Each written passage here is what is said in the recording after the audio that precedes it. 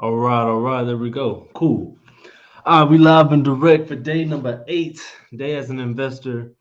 Cool. This week's been the first week was great, honestly. Or is it day 9? No, it's day 8. Day 8, day as an investor. Um, what have we done this week? First week was dope. We had a few different so if it's your first time on it, we've been doing agent outreach, pitching terms to agents that's been on the market for about and I just got an email from Kayla and Taylor. That's be one of the lists that we called today. But we've been calling agent outreach. We've been calling agents that's listings have been on the market for 70 days plus, and just figuring out if they're open to doing things more creatively with the listings they have, and also getting them paid. So that's been our motive. We've also been working on two wrap properties that I have on Fort Worth. I've been testing out calling agents and seeing if they're open to, showing their buyers that are not qualified right now. Also getting them, paid for, usually agents that have buyers that are not qualified, usually they can't make no money from those guys. So I'm offering them another solution where they can get paid, and also, another resource that buyers can actually be home buyers, affordable in an affordable way. So we've been calling agents. That's been dope. I had a few agents actually this weekend go out and go see the property with their buyers. I think we have one that is actually interested. We also been showing the Facebook Marketplace and how I'm marketing my wraps. Also called loan officers. Met a few loan officers this weekend and also called them and offered the same deal. I have two properties owner financing. If you have any buyers that are not qualified to get one of you guys' loans, can you just put me as a resource as another way they can own a property that is owner financed, and if they have the right requirements over here, just the monthly income and can show they have the deposit, then we're good to go. So all those were good feedbacks. I loved all of it. It made things a lot easier. It made me more comfortable with kind of approaching, different loan officers and getting to know them and stuff like that. Also, other agents are more, keen to hear about, another way that they can get money. So those are really cool. I liked both of those ways. So honestly, from now on, whenever I do have a rap opportunity, I'm probably gonna call agents in that area and just kind of do the same thing, and also the same thing with loan officers. So that's also what we did last week. What else have we done? We sent a few creative offers to these agents. Now I'm going to follow up with those agents as well. That's what we're going to start off by doing in the morning. Or not in the morning. The first thing we're going to do out of the was it the overview. We're gonna follow up with those agents, see how they feel about the offers I sent over. Some of them I actually forgot to get their email, and I didn't even ask about it. And I have them on have them drafted right now, so I'm gonna send those out over there to them, and kind of go from there. Cool, Kayla and Taylor. I saw them this weekend as well. They sent me a list of agents they already been kind of prepping and calling for me, which that's awesome. I love that. So they already got those agents kind of prepped and gave me a little bit of notes of like kind of where they left off and kind of where they're going. And I'm just gonna follow up and say like hey, talk to my partners. What kind of solutions can we do to kind of get to the finish line. Um, and that's kind of what we're doing today. See if I skipped anything. Cool. So, what we're gonna do? So, two things I'm actually gonna do. So, I'm gonna actually call one of my loan officers. Uh, yeah, loan officers today. Gonna talk to them about one of the applicants that's gonna be wanting to do a wrap property. I might honestly get on the phone with her, but she works in the middle of the day, so might not get a chance to talk to her. But I'm gonna kind of update him on information that I need him to have, or information that he needs me to ask the rap buyer to have. What else? We're gonna to talk to some more agents. Agent outreach majority of this day. That's what majority of it's gonna be. It's gonna be me talking to agents. I was blessed with Taylor and Michaela giving me this list because I didn't even ask for it. They just wanted to, be add value to, you guys and everyone else, and also learn in the process. So cool, cool, cool. Let's take a look at the leads they sent over. Leads. Spoke with Michaela, Taylor, agent, okay, addresses, phone numbers, agent email. Has MLS, has off. Okay. See notes. Okay, cool. And then you got me pictures too. Sheesh. They got everything I need. They gave me pictures, they gave me details, they gave me notes, they gave me addresses, emails, they gave me even if they have MLS properties, they gave it all to me. So I appreciate you ladies. It's about 7, 8 calls that I'm gonna kind of follow up. I wish I kind of read over the notes beforehand. Um, phone call notes optional. Ooh, I don't know. Maybe I might click on it. Oh, okay. It's just in there. Spoke with agent. She explained the home has been a hassle. The owner passed away during. Okay, cool. I'll talk on that one. Property seen above under contract over a weekend. I spoke with the agent today. She gave us an update. Okay. So yeah, before I actually call these people, I'll go ahead and do a brief summary over the notes. Just talk about what they left me, and then I'm gonna pick up where I'm gonna kind of talk about where I'm gonna start off with. That way, you guys can have an idea kind of how the process goes as far as why I'm thinking the way I'm thinking based off the notes that's provided to me. Cool. So let's do these follow ups real quick, and kind of work that way. So my first follow up is gonna be with happiness. Last week she wanted me to send her seller and her LOI. Basically, LOI is letter of intent. So the way I do my LOIs are, so I'll actually show you. Um, Actually, yeah, I'll show you. The way I do my LOIs are I have a two-faced LOI. So I'll do a cash offer and I'll explain like my cash offer, what in the closing date, the earnest money, the inspection period, the way that the commission is going to be paid. I'll explain all that on my cash offer, and then I'll do the same thing for a creative offer.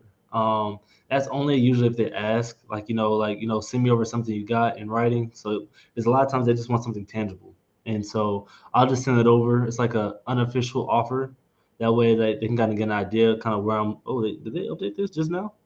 Oh, they did.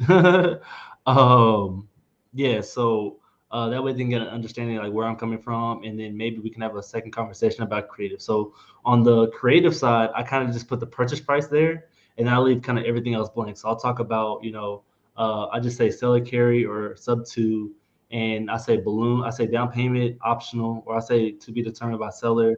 I say what else? Um, I say what else I say? Sometimes I have a balloon in there, and I'll have like XX on there to be determined by seller. So I kind of leave that conversation open. So when they ask about like, what do you mean by creative, or what do they like? Tell me more about these creative terms. Do they just all they care about is seeing that purchase price there? And also in there, I say the commissions to be paid by the buyer on both sides. And so those are the two things. And I make that bold too. So let me go and pull that up real quick so you guys can kind of see what I mean. I think this is it. Yeah. I'm not really worried about you guys taking this one if you see it. I do like this property though. But let's see. How do I present, share screen? All right, cool. So this is what my LOI I sent over looks like. So it just says, it's a little, like I said, informal, formal way of sending an offer. It has the purchase price, how I'm funding it, say my proof of funds will be there, inspection period, closing date, stuff like that. Commissions, will be paid by responsible parties. What else? There's a whole bunch of just stuff in there just to make it sound kind of legal. I honestly don't even read all this. It was a template that I borrowed. Then I get to my creative side, and so I'll just list in here like the purchase price only. So they just know like, oh, he's offering 440, like that's the asking price they asked for. And if they're not educated like on seller carries or subject to or anything like that, I'll kind of I'm hoping that opens up a conversation for them to want to know more about it and me to explain it and just kind of get on that same looking to what? I don't know. Down payment, like I said, is like it's to done by seller, balloon, all that. Usually, a lot of times, like when I'm on the phone already, I don't mention a balloon just because I don't want to have a balloon. If at all, if I can avoid a balloon, I will. But if they send an LOI, I want to give them an understanding, like, a balloons in here just in case, like, whatever we kind of just talk about. Same things as far as everything here. And then see here, I bolded commission buyer party will be responsible for any commission owed to respective agents. And so I want to make sure like only thing I really care about them seeing is that purchase price and the fact that the buyer's paying the commission. That's all I really care about. And then just having them open up the conversation of what we can negotiate, what we can get to, what we can get going and stuff like that. So hopefully that added some value for you guys of kind of what I do with an LOI. Got a comment. Hey, Kayla, what's good? What's good? I didn't know y'all were in here, but Kayla and Taylor. So yeah, I'm gonna call you guys' list today as well. So I appreciate you offering up the opportunity. But yeah, it was called Happiness because that's the one I sent the OLI to, and I just want to see if she had a chance to look it over, read it, see what her and again, like this is like this is not a perfect template. So I want to see what her reaction is. I want to see like what she says about it. What could I have done better? What things I could have tweaked or changed or made more appealing to her and stuff like that. Or maybe she hadn't even read it yet, so I don't know. So let's take a look. Happiness. Hey, this is Jonathan. I'm here at. Okay, cool. And also, we have another property we're trying to wholesale. And my partner's working on that one. So cool. Let's find Happiness real quick. Oh, I didn't save her number.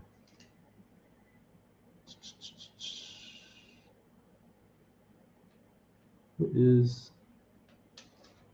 I'm gonna have to look her up real quick. Bear with me. Bear with me. Thought I had her number saved already. No. But you guys throw questions in the chat if y'all want me to start off with anything or have any questions or y'all want anything underwritten, anything comped, any properties comped. I can tell y'all guys where I would be at if I was the buyer, how you should think. If you're trying to wholesale it, what number should you be at, your MAO, all that kind of stuff. Green Creek Drive. Well, I'll look up this address. I feel like this is not her number.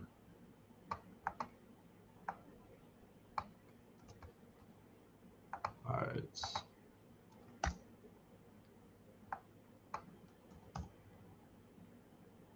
All right, let's give Happiness a quick call.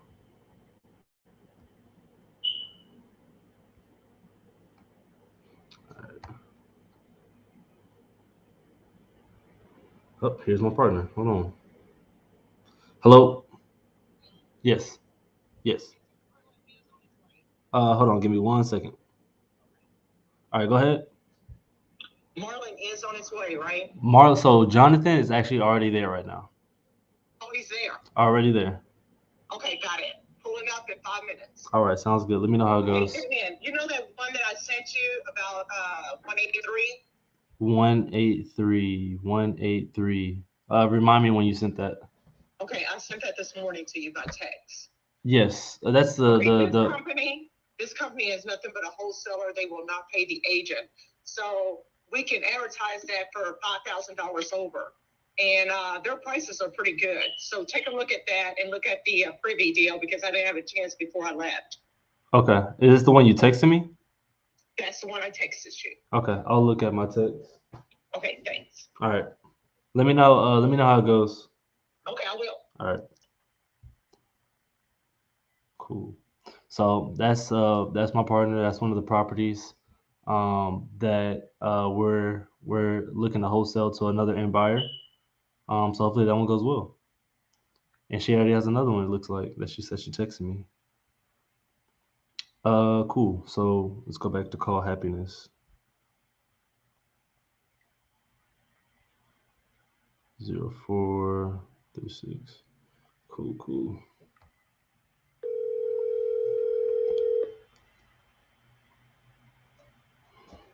Happiness has the happiest voice ever too. For real. You'll see if she answers. She usually never answers on the first call. Diego, what's up, man?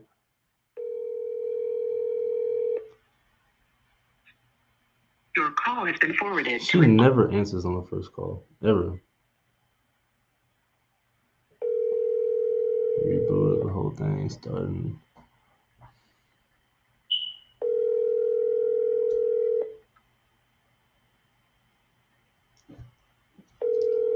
And I'll just leave her a text letting her know that I did send a LOI over to her, and kind of go from there. Next, seems like she's not going.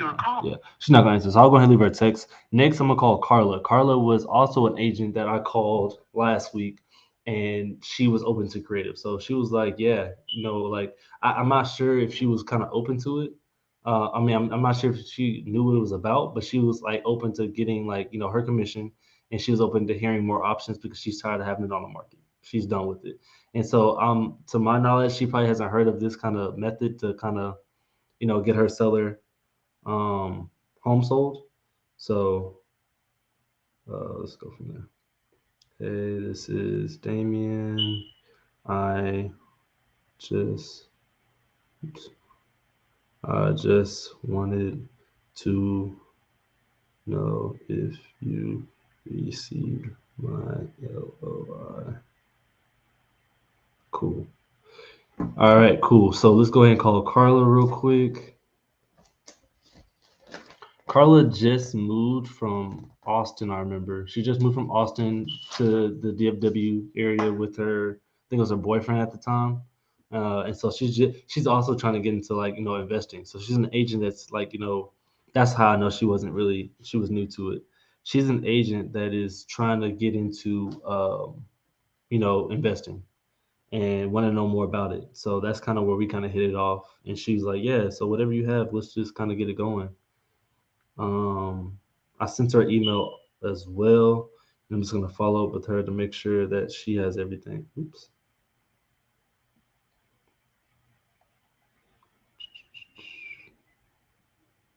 947 36 50.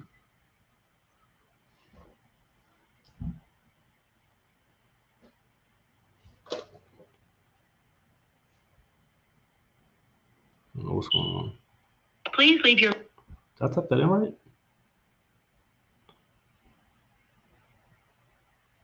Devereen.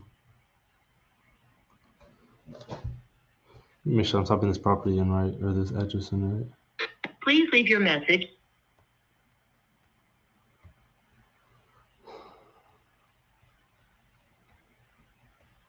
Why is that doing that? It's not even ringing.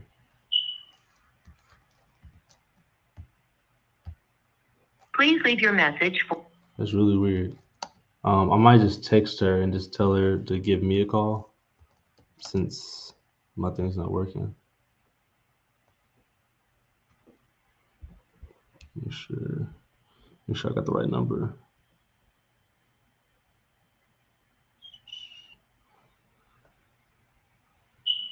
Yeah, let me go check right here, make sure I got the right number. I know her number was kind of weird. I had to get it from a weird location because her thing is different.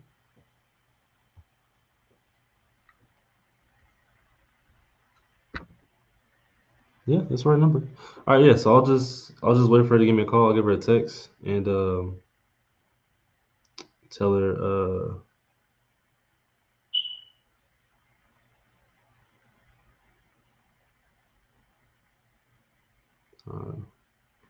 was following back up with you on your property or your listing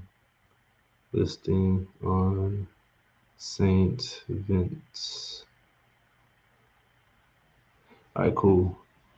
All right, so on to the next one. Cool. So we're gonna also follow up with my man Bridget was a 1 week follow up. Jenna's actually one of the agents that I forgot to even get her.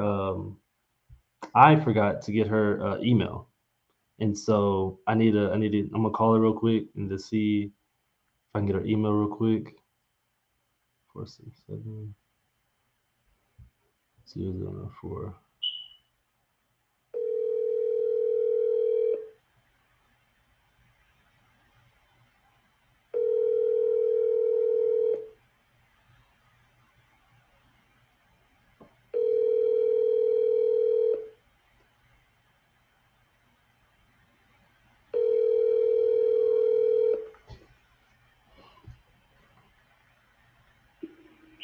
Hello, this is Jennifer Hernandez with JFAR Real Estate, and Bro, you made nobody a answering their dollar. phone today.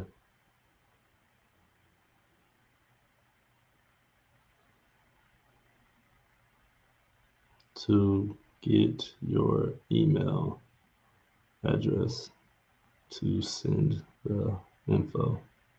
Cool. And then Mike. Mike, I also forgot to get his email, so that's on me as well. I don't have Mike's email. Let's go ahead and get Mike's email real quick. With Richard Hills.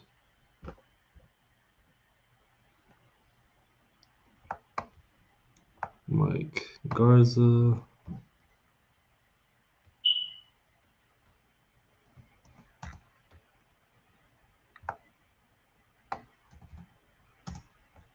All right, let's get Mike's information as well. And probably just gonna text Mike, honestly. He was a Mike is a kind of he's not like he's direct, like he's rude, but like it don't seem like he want to really stay on the phone too much, honestly. And I don't really have much to like get on the phone with him anyways, just because. Hey Mike, I didn't get an email address from you to send over the off the information.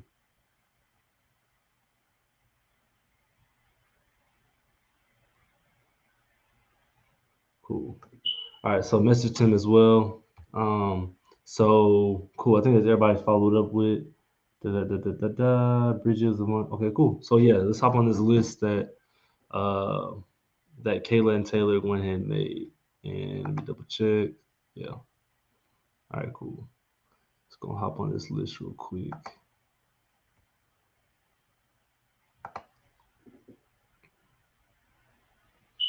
All right, bet. All right, cool. So got this one in Sherman. Let's see what the notes are talking about. Spoke with agent last week. Explained the home has been a hassle. Owners passed away during one of the showings. Oh wow! And the estate has already been completed. They have not received an offer close to asking. Agent doesn't understand terms, but is willing to speak with our team about creative. Cool, awesome. That's perfect notes, guys. So keep that up. Straight and to the point, simple. And it looks like Kayla was the one who talked to.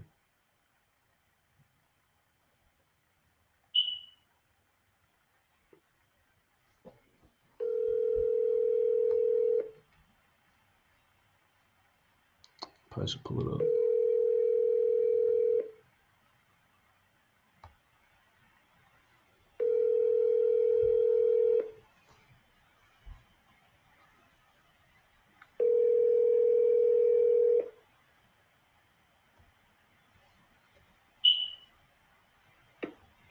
Hi, this is Cindy Mantus with.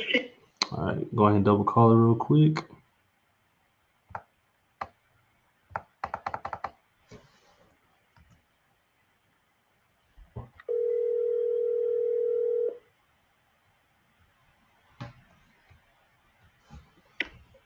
Hi, this is Cindy Cindy not trying to Mantus talk with right now. Century 21D. Go ahead and leave her a text. Man, I even not got no agent to call. That's like the other day. Hey, Cindy, this.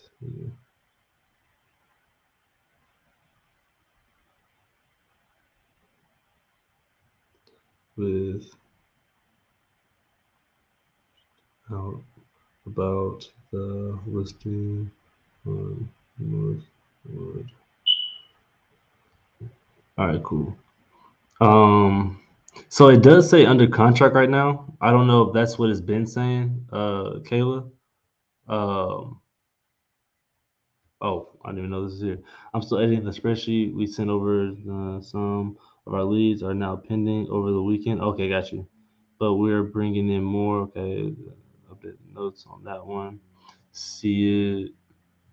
The one under it is available. Okay, cool. Bet. I was a little late. Cool. Right. So the one on Hyde is available. That one looked like it was off market from what I was looking at. Is that right? And I'll read the notes, but you probably said it in there.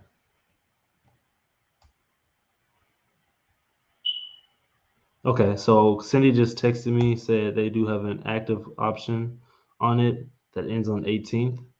So it's a little over a week. Or yeah, just a little bit over a week. Okay, no problem. Um, you, I would love to be a good backup for you guys if things go south.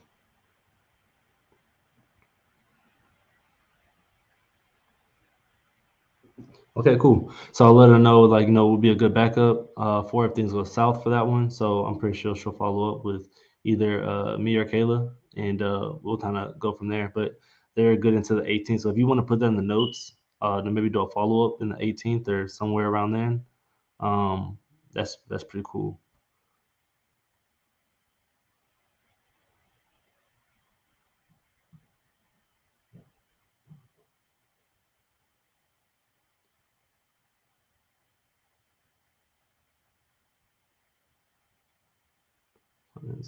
Sorry, so Shay agent. So Shay is another one of the agents I have a good relationship with. I sent her the property about the rat properties, and she said it looks like it's under contract. And I was like, yeah, it's by me because I'm buying it on Wednesday. But I'm owner financing it, so I think it was some miscommunication there, I guess. So also, Happiness did text me. Happy texted me and said, "Hey Damien, I did receive your offer and another as well. We'll review with the client when they are available this evening and get back to you. Thank you." Cool. So I'll keep you guys updated with that one. Let me go write that down so I can make sure I talk about that tomorrow.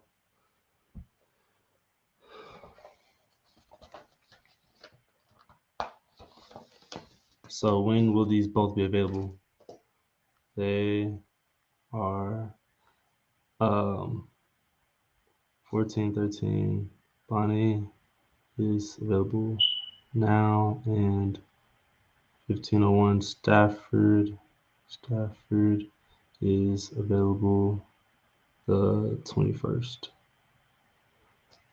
Happiness follow up.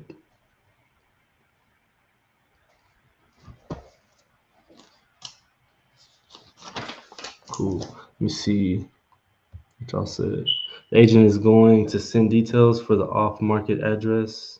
I told her Friday to expect a call from you or Jabs. Glad you guys connected. Thank you. Cool. And the agent, you meaning is this what was it, the Northwood one, or was it the Hyde one, Hyde Park? The agent is going to send details for the off market address. I'm assuming you mean the Hyde one because I think that was the one that was off market. Yeah. Okay. So they're gonna send details for that one. Cool. I mean, I can still hop on a call with them and kind of see what they can give me up front. Let me read what notes you left. Let's see what notes you left. Property seen above went under contract over the weekend. Oh wait, that's the wrong one. Agent stated the property is vacant and she is sending over more details. Agent, the owners recently moved out. The agent has not seen the home yet. Oh, well, yeah, okay. Okay. Let's see this one. This one doesn't have any notes yet. The West Glen Drive one. That one didn't have any notes, but I can still call it. If you want to fill me in on that one in the chat. Okay, got you. Same agent. Okay, cool. All right, cool. Let's keep going on it. Let's keep going on it. Keep going on it. All right, let's call the next lead. And guys, if y'all have any leads that y'all want me to call or talk to the agent or sellers or anything like that to kind of close them in, definitely those in the chat as well. Be happy to call those guys to see what's the best case scenario as possible. This is not a hot lead. I spoke with the agent. He is firm on sending over an offer to his email. I tried to see if the seller would be open to terms. He has received many calls about the property and would be willing to listen if you can explain the process. Cool. And that is this one. Okay. Seems like he's a pretty red agent that he just wants to know what's going on. And George. Cool. Oops.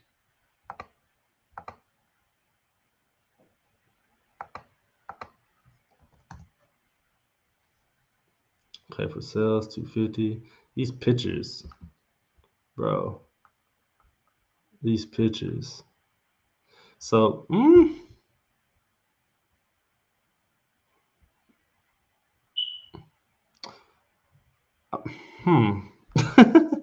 These are like, it definitely needs some updating. Like 100% needs some updating on it. That's not even a question. But it's like the fact of like, what's the gameplay here? Like, what's the options to do here? He's open hair creative. I'm thinking it needs to be flipped. Or I mean, maybe some cosmetic updates just to kind of make it up to speed, honestly. Yeah. It just needs some cosmetic stuff, honestly. The pictures make it look so much worse than really, really is, honestly. And then that carpet, like green carpet and kitchen needs to be dealt with. But I mean, it's potential there. So let's go give him a call and let's see where we can kind of fill in the blank. Oops, keep doing that. Give George a call. And he talked to Kayla as well. Like everybody's like not answering the phone, but they texting me instead. I need to get on. I'm gonna start a texting campaign. So it's two things I'm working on as well. I'm working on getting a texting CRM through REI Reply, and I might have someone set that up for me, and then I'll kind of have them probably on the live and kind of explain like how they're gonna set up and the way they're doing it and stuff like that. So that way, you guys can get a feel for it and what I'm looking for to start off my agent outreach. Also heard that Batch is doing a certain platform where they're going towards agent outreach as well. So I'm gonna dig into that. I do also have Batch too for a while. I think for like another 5 months or so. And then also I'm doing. I also have a website. So I have a Carrot website powered by Carrot to also bring in leads that are that are coming to me, inbound leads. So they're going to my website, they're typing in saying, "Hey, look, I'm looking to sell my house as soon as possible."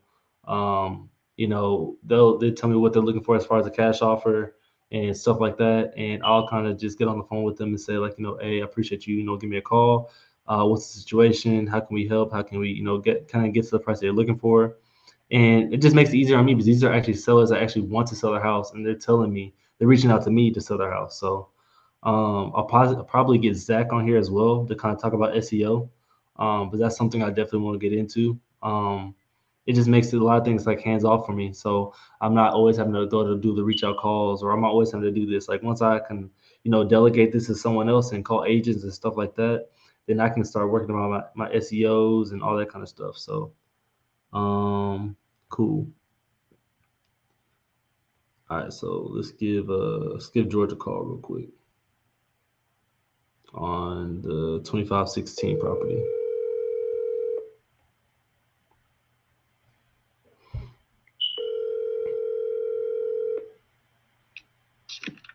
Hello. Hey, George, this is Damien. Hello? Yes, I'm here. Yeah. My partner Kayla reached out to you, I think it was last week, about the property on, let me see what the property name was. It's the one on Creekwood. Yes, sir. Cool. So, I mean, she kind of gave me a rough summary of kind of what you guys were, it's kind of been on the market and kind of getting lower offers. And last, I'm seeing in the notes that you guys kind of brought up talking about maybe doing something more creative to kind of get that asking price the seller's looking for. No, I told her no. Oh, you told her no at all. Okay. What was the reasoning? They don't want to do it, so they're not trying to do. They just want to sell. They just want to sell. Okay. I'm just now pulling up the property. What is the asking price on this one? It's 252. Yes. Okay, got you. And they're going based off. Okay, so they just leave for 252 and just cashing out. Yes. Okay, cool. So let me see what we can do. How's it been so far as getting that going? We've had offers. They've rejected them. What's the reason why they're rejecting them? They're just not. Some of them weren't in the range they wanted. I mean, they want to sell. The house is paid for. There's no mortgage. They're not in a need where they have to get out of the house. Yeah. Yeah, so they're just trying to catch out what price they can kind of get. So what is too low for them right now? Well, I represent them, so I can tell you if it's not in the twos, we're not even talking. Okay, cool. So two. Okay, now that's a good starting point. So let me see what we can do on our side to see what we can do, and let's try to get that going. All right, good job. All right. So anything. So if it's not in the twos, they're not trying to hear it, basically. And they're just looking for a cash offer. It's already paid off. They're not really motivated. So I mean, that's where it is. Okay, George. But yeah, no. I mean, agents, like, I forgot what they said. Was it buyers are liars, sellers are worse? Agents are literally 2 times worse than sellers. I promise. Because agents literally I'd expect them to lie. And say something that that they're gonna try to go back on later on. Here at Bonnie. Okay. And even better, do you have PropStream to make low equity? I do not have PropStream. I do know PropStream has a 7-day or 14-day trial period that you can use. Go ahead and use it. Pull that list. You can use that for like the next month or two. For like the low equities, the you can search like low equity FHA loans. What else? You can search like super niche, like super stack lists, like a very niche kind of person that like only needs like sub 2. I know some people are doing like VA loans, because VA loans you typically don't have to put any money down, and then sellers that are trying to sell after they bought it just like 1 or 2, maybe 5 years ago. Those people need sub 2 just because they have no equity, and a lot of times like whenever they're going to sell their property on the market, they're probably going to lose money selling the property. They'll have to pay to sell the property. So sub 2 kind of saves them from that. So I know a lot of people pull that kind of list, which makes sense. Why am I not doing it? I don't know. I think all these lists kind of work. It depends on how well you're good at performing, like whatever the situation is.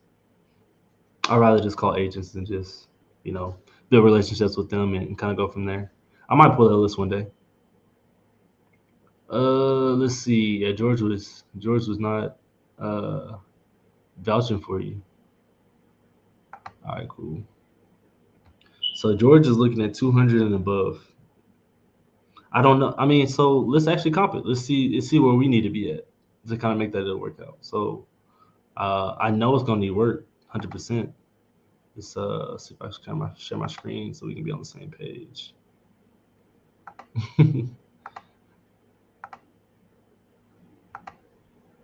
All right, so let's just go back to. So, George is, yeah, they're paid off. They're just looking for a good price, 250. Let's see like where what the comps are kind of saying.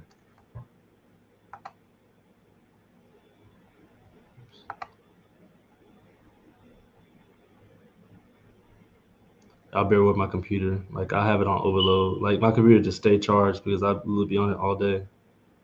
You probably had enough of me.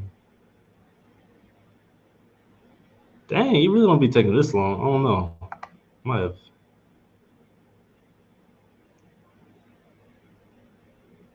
There we go. Jeez. Maybe it's this. Maybe it's this privy. Maybe it's just going slow on privy, which that happens a lot. You say,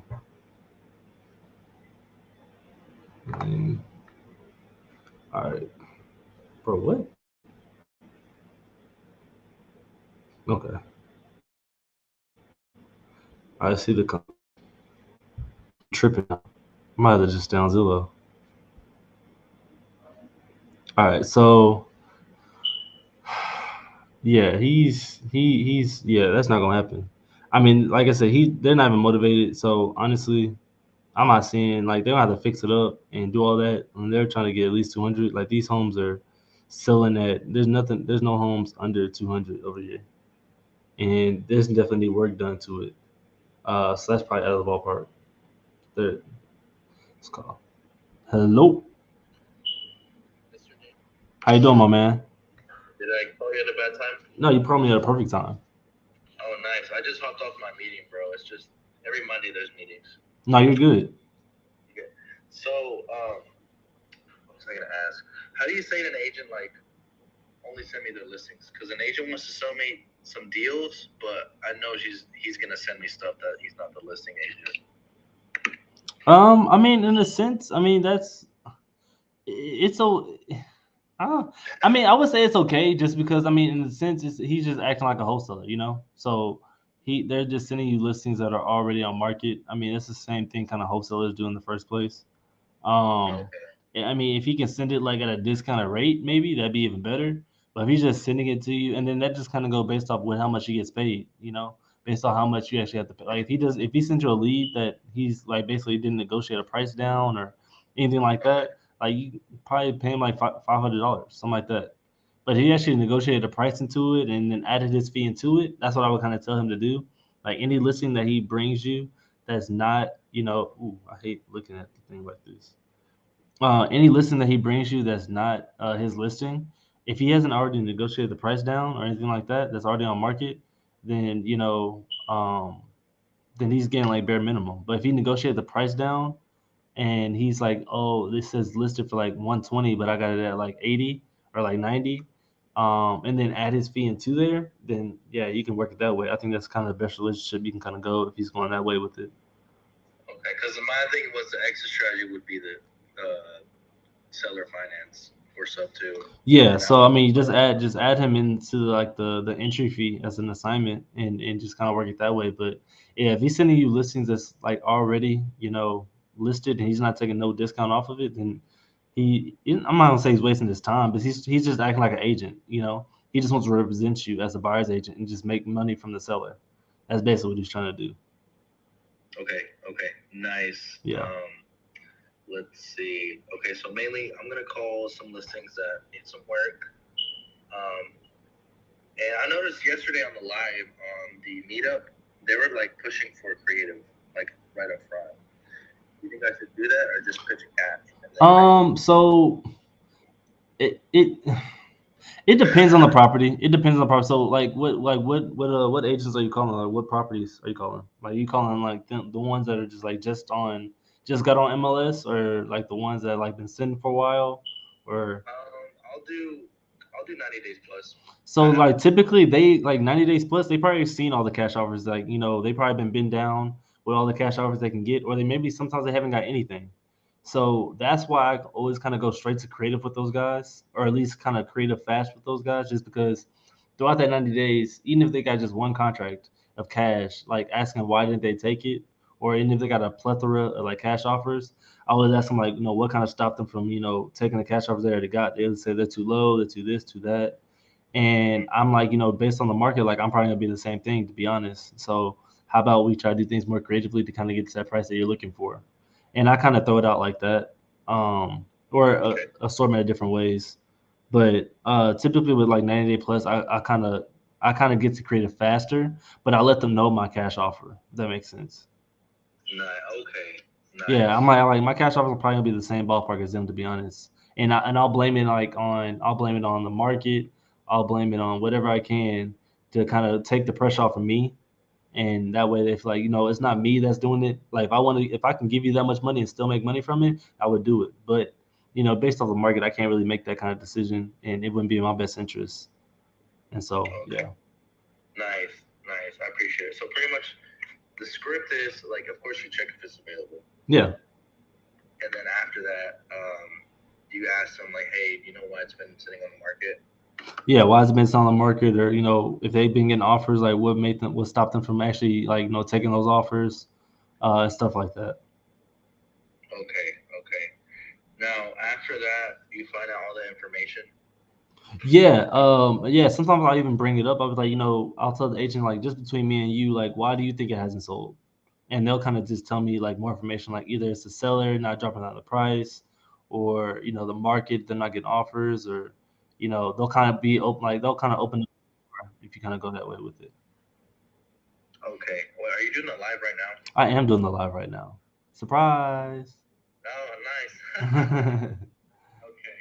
Yeah, I'm gonna go ahead and do some phone calls. Um, right away after you ask that question, you say, hey, like, you think he's open to seller carry? Yeah. Well, yeah. I don't. I guess I don't say it like that, kind of open. I just say like, is he open to doing things more creatively to get that price? And I'll say, does he want to like, can he take some money up front now and the rest over time? That way, it can kind of make sense for me to kind of get the asking price he's looking for. I'll kind of say it like that, I guess, because I don't know. A lot of the word seller financing to agents is like like a cuss word. Like it's so they feel disrespected because like they feel like they're not gonna get paid, and so I make sure I tell them like if I still take care of your commission, and like are they open to doing things more creatively, because at that point like what's the matter to you if they are open to it or not, because like you're still getting paid the same amount, or you're still getting paid regardless of the fact. And a lot of times that's all they want to hear. It's like, okay, I'm getting paid. Okay, cool. I'll let them know like what's going on, or how can I help, or something like that.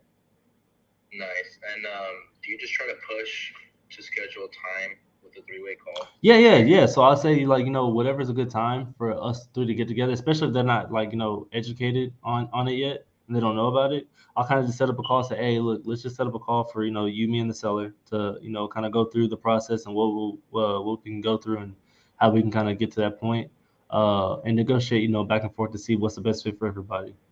And a lot of times that works, and they'll hop on a call with us, and sometimes they'll do it the same day. Happened to Diego. Diego is he that happened like the same day. Like he said the same thing, and I think like maybe 10 minutes later, the agent called back with the seller, and they were ready to go. Oh man, that's freaking awesome. Yeah. I'm gonna be next. Hopefully. Yeah, exactly. Let's get it going, man. No, but if you have any questions or just need some help, just say like, I'm not the professional on this right now, so let me get you a call set up with my partner, and then you can call me, and then we can do like you can just be on mute or something like that, and then hear me, or you can introduce us if you want to, and just kind of do it that way. Nice. Okay, let's just hope they pick up the phone. All right. No, I went through like 3 or 4, and like they didn't pick up the phone. So. Oh my god. Yeah. You're not gonna get on the phone till number 6. No, exactly. And they rather text me. So some of them have been calling and they just text me instead. Right. Okay. Awesome. So, okay, just to break it down again, you ask if it's still available. You tell them, hey, can you tell me a little bit about the property? And they'll just go ahead and tell you what's going on. Okay, why hasn't it been selling since it's been on the market for a while? The seller's stingy, or we're just not getting the right offer.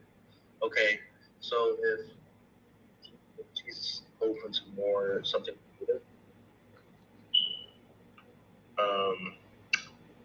wait, sorry, I'm all in a blank. You think your seller would be open to something more creative? And they'll be like, I don't know, this and that. If I can take care of your commission, you think she would still be open to that?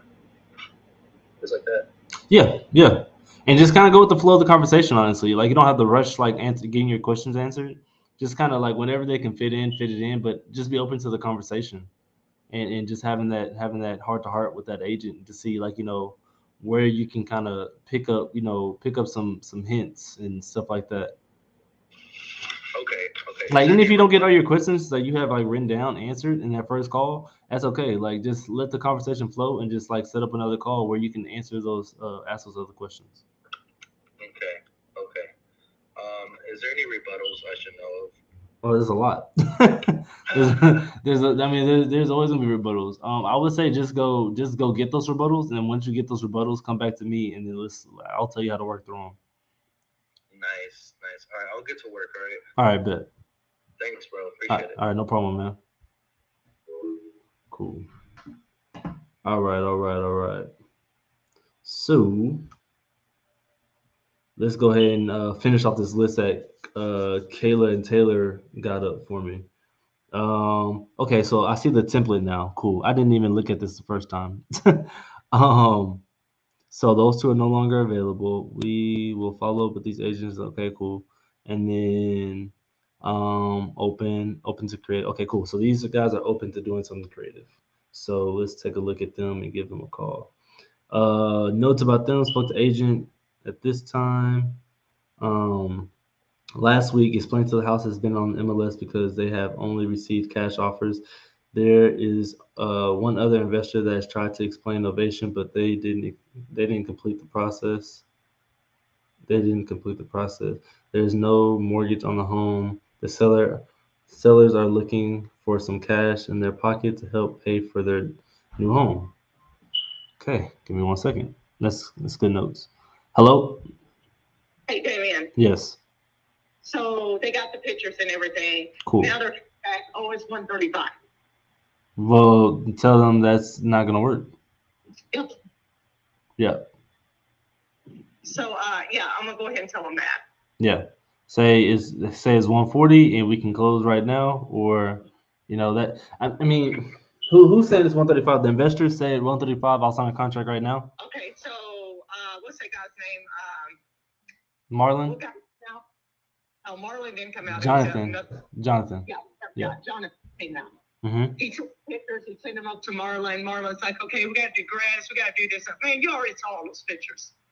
So, okay, so he's saying 135. Okay.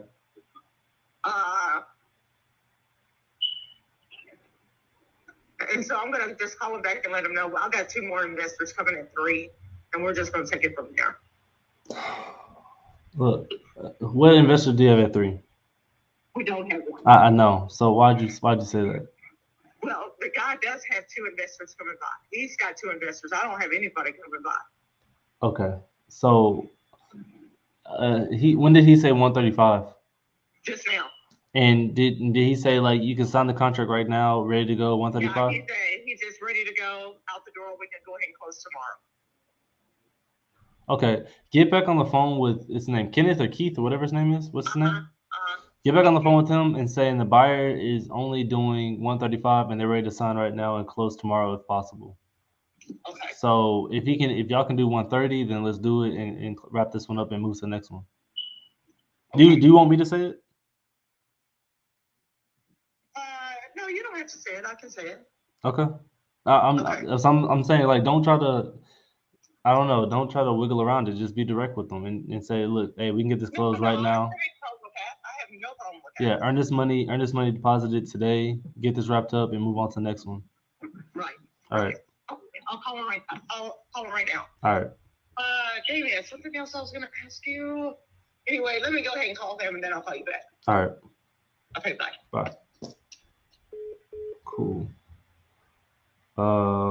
Yeah.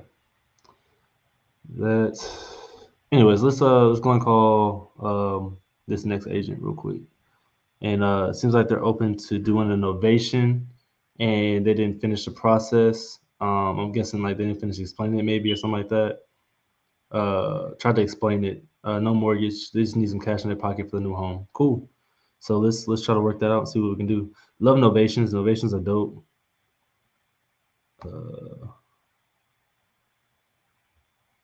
Novations are dope. This thing barely looks like it needs an Novation. I mean, innovation. What's he trying to do?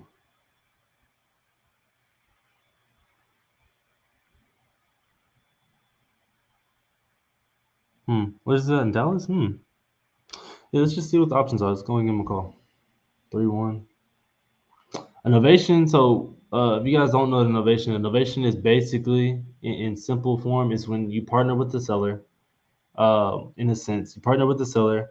You put a lien against the property, kind of reassuring yourself and saying that I'm gonna just you keep your financing in place. We don't need to change.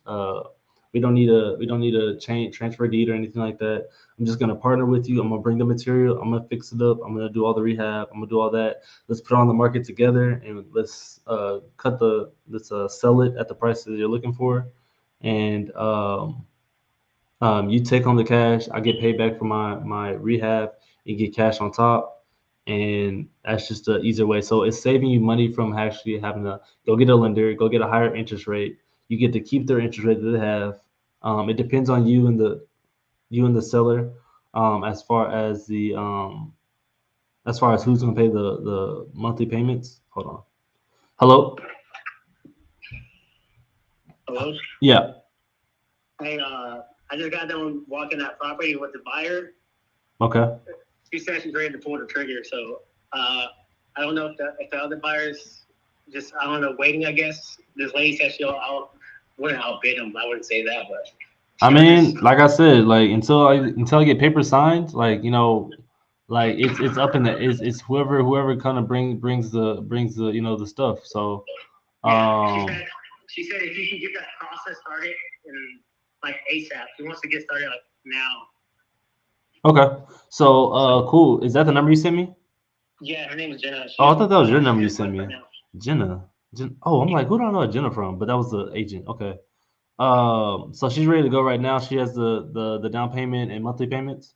So I think she wants to do the payment on the down payment, the monthly plan. So I don't know if your other buyer is doing a full down payment. No, I think she's also doing the breakdown as well. Yeah, this lady says she's an accountant and she makes $70K a year. So I mean, we'll find out everything at the just underwriting. Okay, so is she free for a call right now? Yeah, you can call her right now. So yeah, I literally told her like, is it cool if I get someone to call you like right now as soon as you get in the car? She's like, yeah. Okay, cool. So I'll actually give her a call right now, and then I'll finish up these agents in a minute. Then. You gonna call her on live or what? Yeah, I am. I'm gonna go ahead and call her on the live and kind of get her information and see how to get started. Then that way, anybody else doing a rap, they can kind of understand, how the process goes and talk to them. And I'll probably try to get Manny on the phone. That's gonna underwrite them and kind of go and do all that too. All right, yeah, we'll hop on the live then. All right, cool. All right. It's funny how like everybody knows I'm doing the live, but they're not on my live, bro. It looks rent ready to us. Yeah, it looks rent ready to me too. Like that one. I'm assuming you're talking about the one on Centerville. Yeah, that one looks like it's rent ready. So I'm like, what innovation? Like, I'm curious on that. So I can't wait to get on that call to see. They said the investor already reached back out. I'm not sure on what happened with that. Well, we're gonna figure it out today. Cool. Let me call this buyer that we got and kind of go through that, and that way you kind of hear from like a little rap buyer and all the qualifications and whatnot. Hello? Please leave your message. I thought she heard me say all that.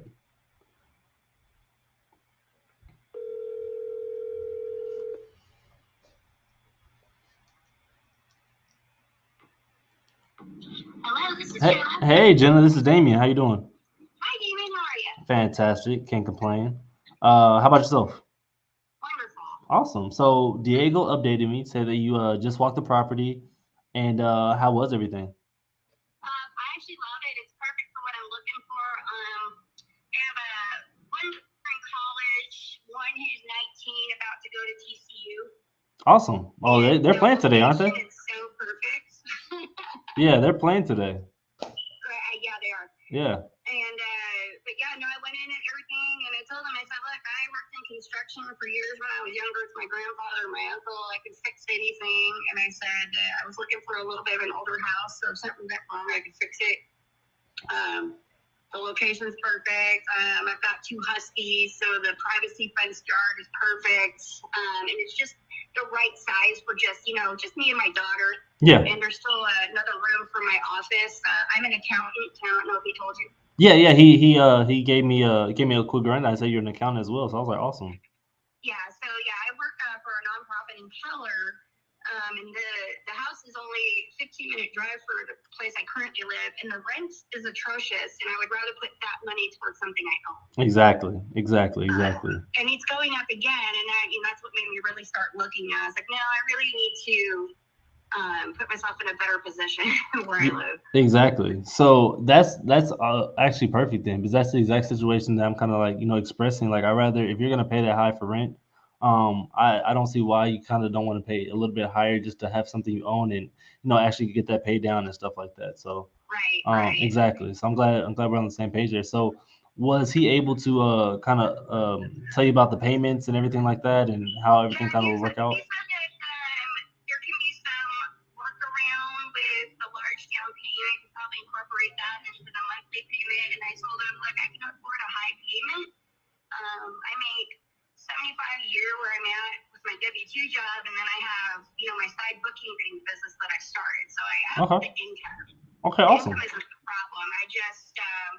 I told him, I said, I just bought 2 horses, so there went some of my savings.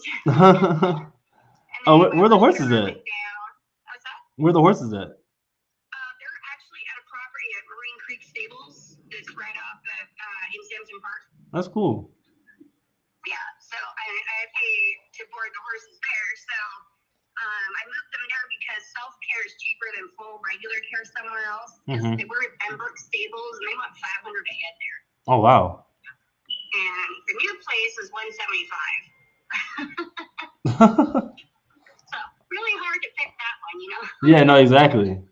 But, okay. Yeah, the horses were not cheap, so I kind of depleted my savings a little bit, but I still have a chunk left. But I said I still have 15. I said, but if we can crunch the numbers and do a workaround, I said I would love to buy the house like now. Yeah, absolutely. Okay. So no, absolutely. So I don't know if he also told you that.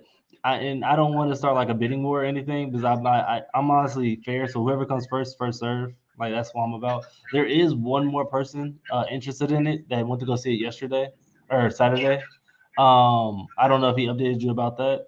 But I'm okay.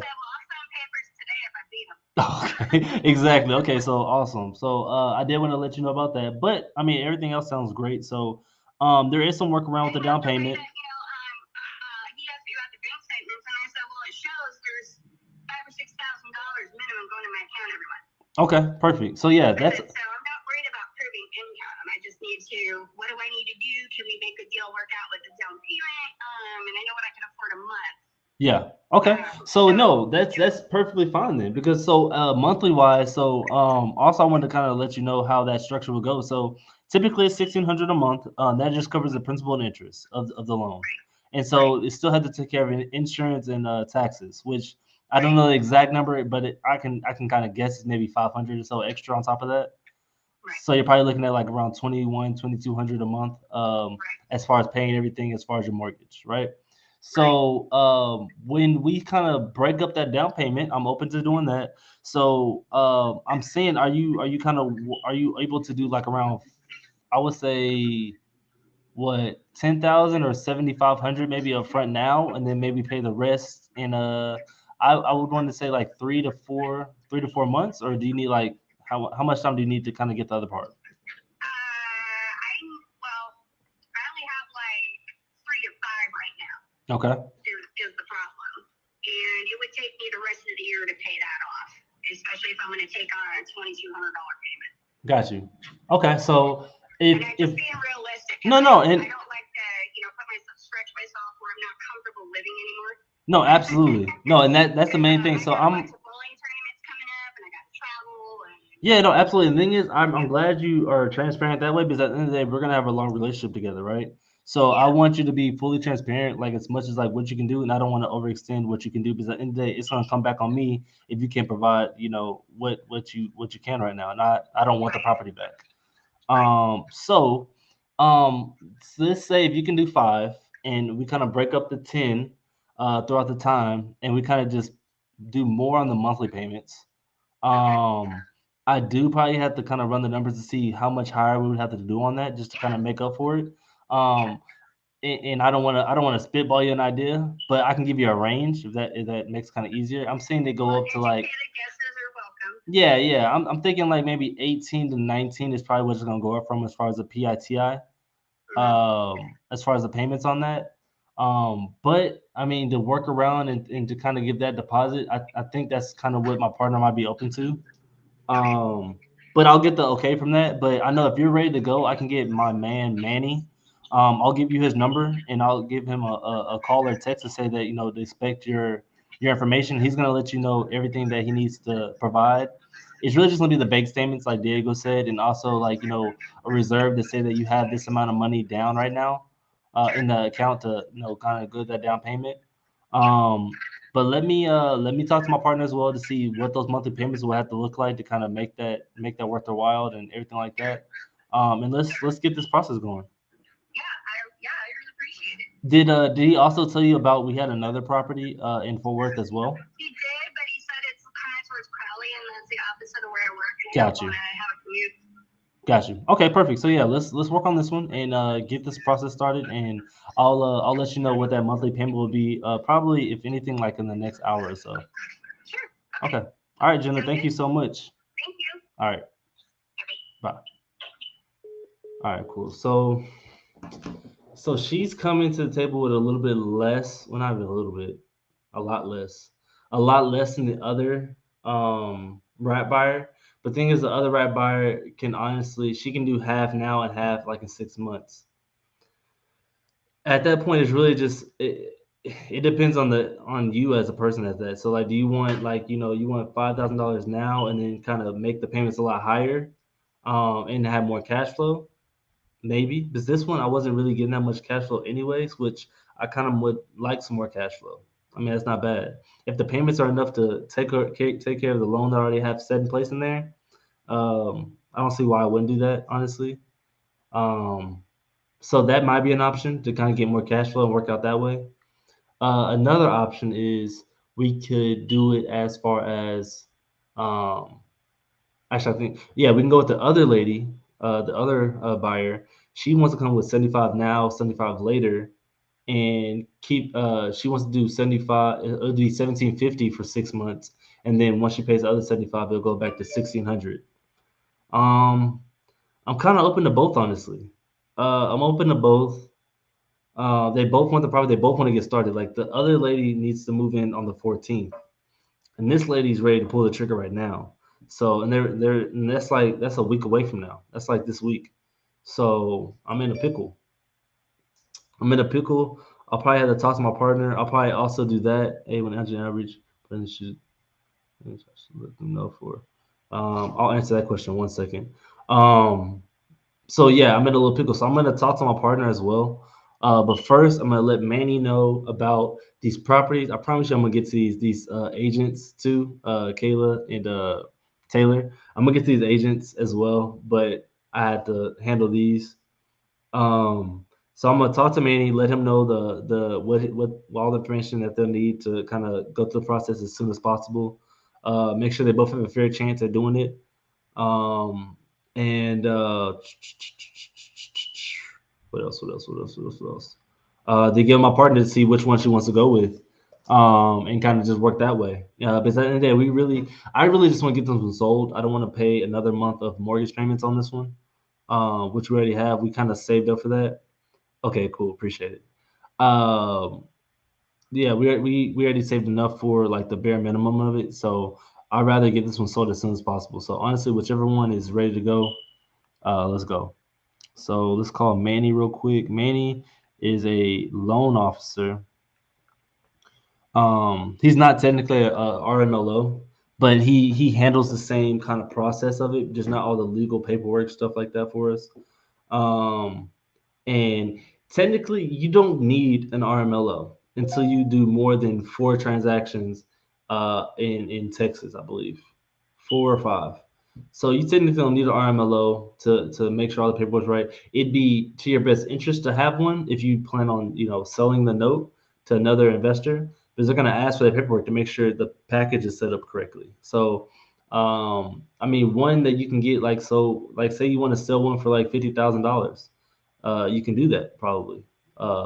But if you don't have it with an RMLO, going through all the paperwork to make sure they vetted them and everything, instead of 50,000, they're probably gonna give you like 25 or 20 just because it wasn't set up correctly, and it's kind of more of a risk at that point. So, yeah, don't really need one though. They're just a yay or nay kind of person, and you still can do whatever you want.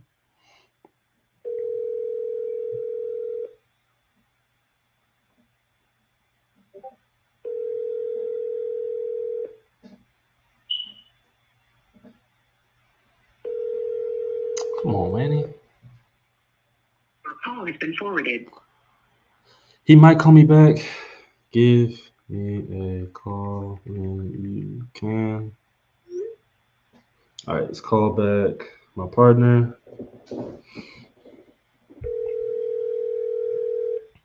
Hey, Damien. Hey, so we have two buyers that are ready to go right now. One lady's like, she just saw the property, bro. I'm on the phone, but spoke with Tina just now. Oh, Okay. Manny just spoke with Tina right now, so that's one. Again, there's Okay. another property or another buyer that just saw the property like probably 5-10 minutes ago. They said, I'm ready to go. I'm ready to sign the papers. Let's go right now. Is that the So one on 76119? no, that's the one on Bonnie Drive. What about the lady? What lady? Yeah, no, there's two ladies that are interested in it. I told both of them. I was straight up. I was like, hey, look, there's two people interested in it, and whichever one get the paperwork faster and get the money in, that's who we're going with. And I just don't want any hard feelings. And Good. they said they both understood. They understand. So they're on the same page. And so Okay. she's actually before I do that, let me make sure I'm being fair. Let me make sure I send Manny's information to her too, so she can get in contact with them. Okay. But Manny's in contact with her. Share contact. Give me 1 second so I can do this real quick. Yeah, do that first. How do I do this? So the situation that we're in and kind of having to try to do is agent Manny paste. Tell him Damien sent you. Okay. I got one more coming your way. Okay, cool. Cool. So the two situations that we're in, right? So so the first lady that is Tina. She is trying to break down the down payment. 7,500 now, 7,500 in 6 months, right? I told her with doing that, I said that your monthly payments are going to go up to 1,750 until you pay off that 7,500, and then the title will go in your name, right? Wait, she only can pay 750? 7,500 up front, and then 7,500 in 6 months, and then the title after you pay the second one, title will go in your name. And between that 6 month period, whenever you put the 7,500 down, your payments are going up to 1,750 instead of 1,600 at first. Do you understand what I mean? Yeah, but I wish that we just get this 15,000 up front with these guys. I understand that, but I'm telling you the situation that we're in right now. So the other girl got 15,000. No, so the other girl doesn't as well. And so with her, she's saying that she has 5,000, but she can pay more monthly payments. So I said that the payments are probably going to be like 1,900 to 2,000, or 2,000 a month. So it's at a point of having in these. I'm just saying in these two situations, it's one that's going to do 7,500 up front and 7,500 in 6 months with only 150 raise in their monthly payments, or this person that brings 5,000 and then we raise up hers another 400 to 500. Okay, I'm here at Olivia's right now, and I just got to telling them about the properties. Okay. So they're like, so they don't have to go through a bank? Yep. I said, no bank. And so Perla's like, oh, well, I want a new home. I'm like, Perla, can you afford a new home? Seriously, can you afford one? Okay. Because I'm telling you right now, it's $15,000 down. Okay? So we'll send you guys weekly the houses that we get. And as you guys be doing tax repairs, put those flyers right outside the door so that you guys can, if y'all send us people, we'll give you 200 when it closes.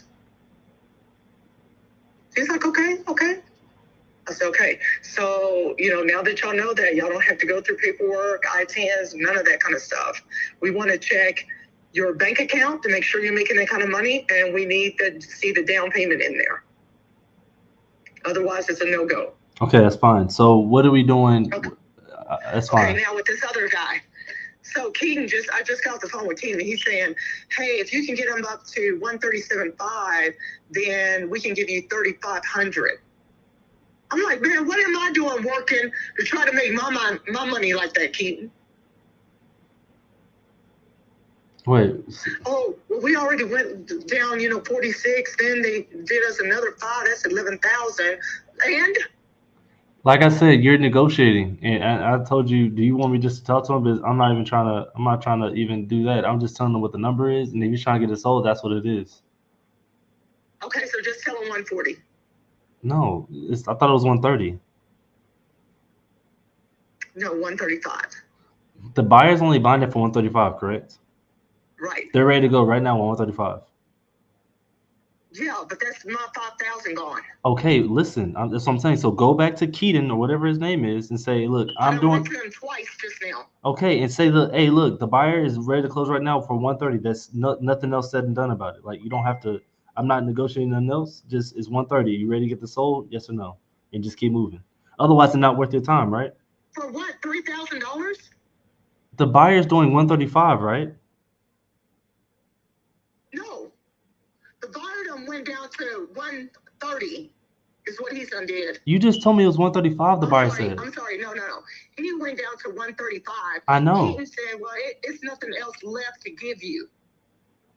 Okay, and like I said, tell Keaton that 130 is the final price, ready, set, and go. If he doesn't want it, then keep moving. Well, it's 135. It's not 135. You had to put yourself in there for 5,000. Yeah. So tell Keaton it's 130, or we're gonna keep moving. Okay. That's what I said. Do you want me to talk to him or not? Okay. You sure? All right. Yeah, but shouldn't I call this guy back and tell him something too? Who? Homeboy. No. Give me Keaton's number. Send me his number.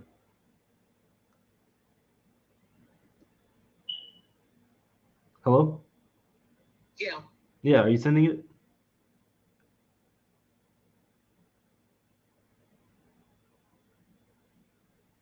Hello?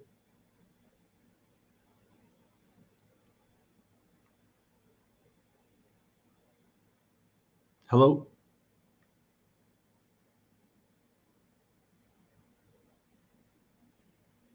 Hello?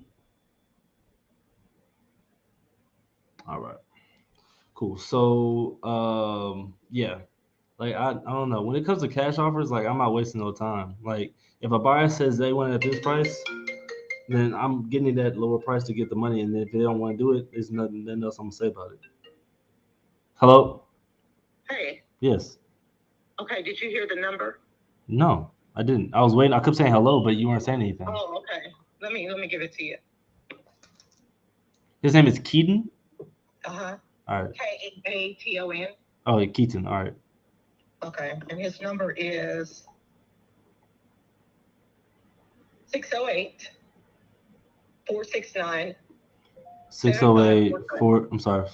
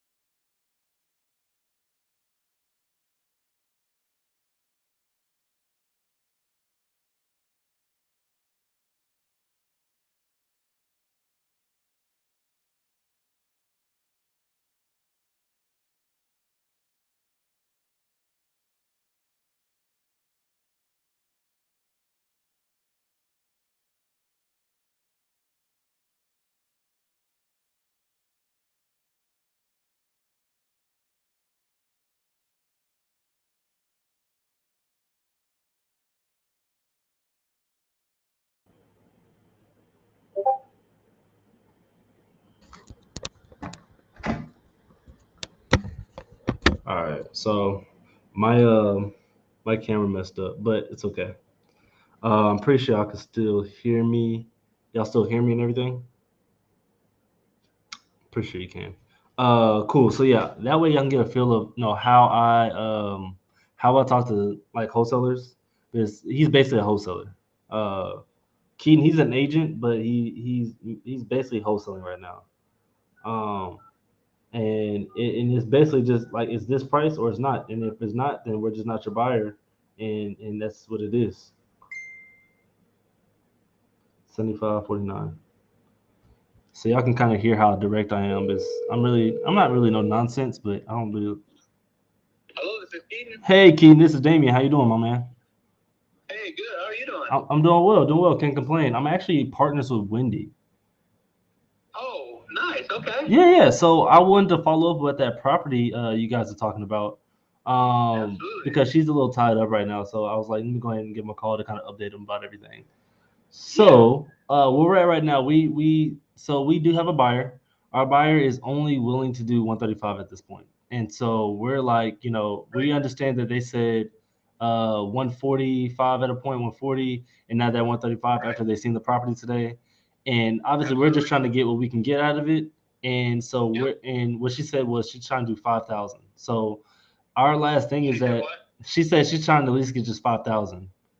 So obviously, I 100% understand. Yeah. I 100% want to give her 5,000. Yeah. And at the 140, that was 110% feasible, and I was going to give it for no problem. Sure. You know what I mean? Yep. Because we had that ability to do that.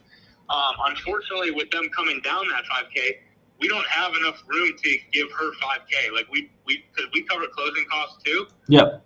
So we would be losing money actually. So like we physically can't do the deal. So even if they did, what if they cover closing costs? With the other. What if the buyers closing cover? costs? Yeah. What if the buyers cover closing costs? Then yeah, potentially we could do that. I mean, we're still at a very close. I mean, we're still at a very, very close part where it's like, like we'd be giving you guys 5K or so. Why does she need like 5K is a lot of money for like a quick little deal. You know what I mean? I mean, yeah, it's the same thing for us. So it's like having our buyer come in and utilizing ours. It's the same thing. Yeah. So we're just having our standard at 5,000, and that's really it is. I mean, of course we don't make the deal work, but it has to be again worth our time and at the same time, So so do you guys have to split a fat chunk with the brokerage too? The brokerage, partners as far as marketing, all that kind of stuff has to go into it. So yes. So like, do you guys need 5K in order to make this deal happen? Yeah, otherwise, I mean, we probably wouldn't be the best fit for you. And I know it's under a short window, so I was like, let me try to expedite to see like what, because I don't want to waste your time, right? Because I know you guys are under a shot clock. I get that too. I mean, I want to problem solve and make the deal happen. It's just, I don't know if we have enough room to give you 5K, like transparently. Like I would love to. Like I want you guys to make money too. Yeah. I just don't know if we can.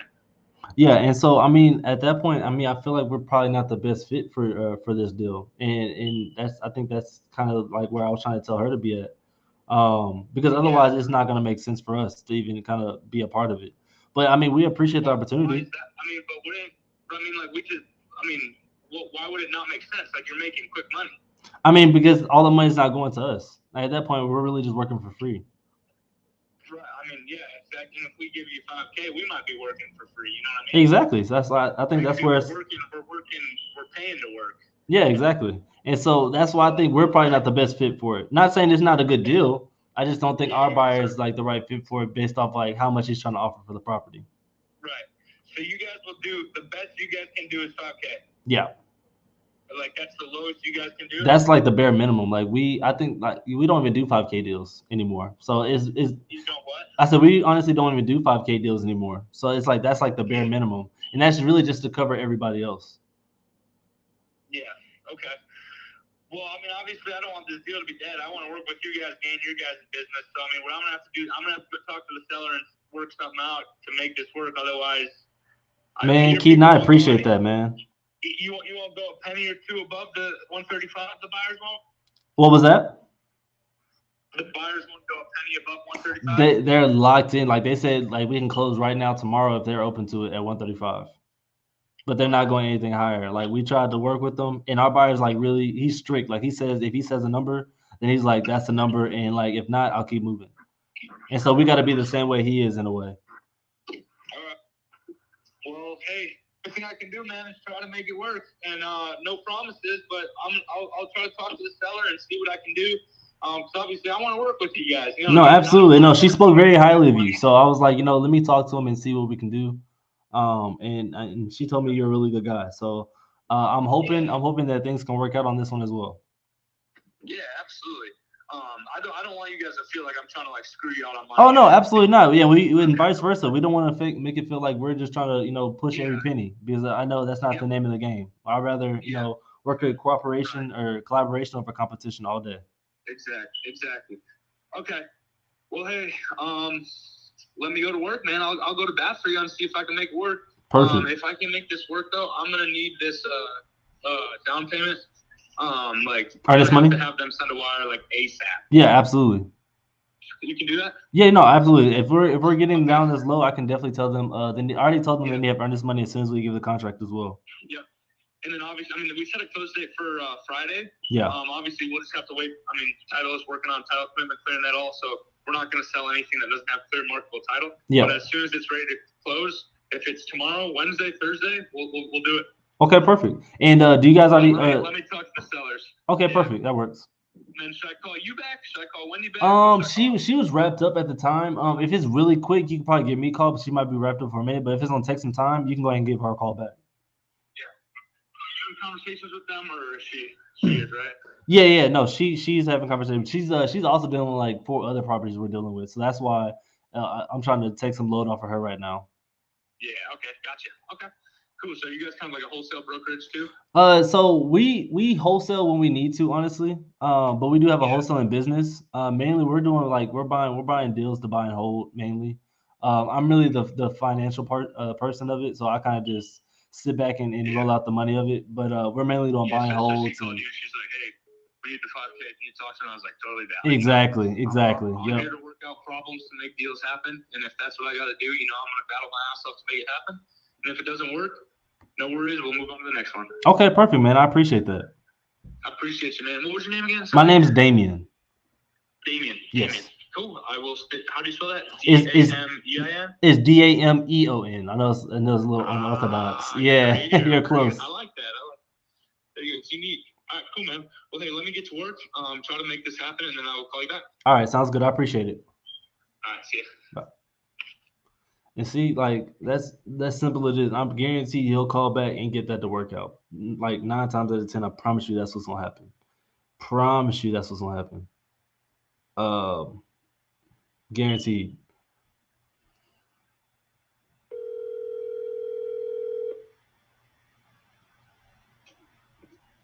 Hey, Damian. Yeah.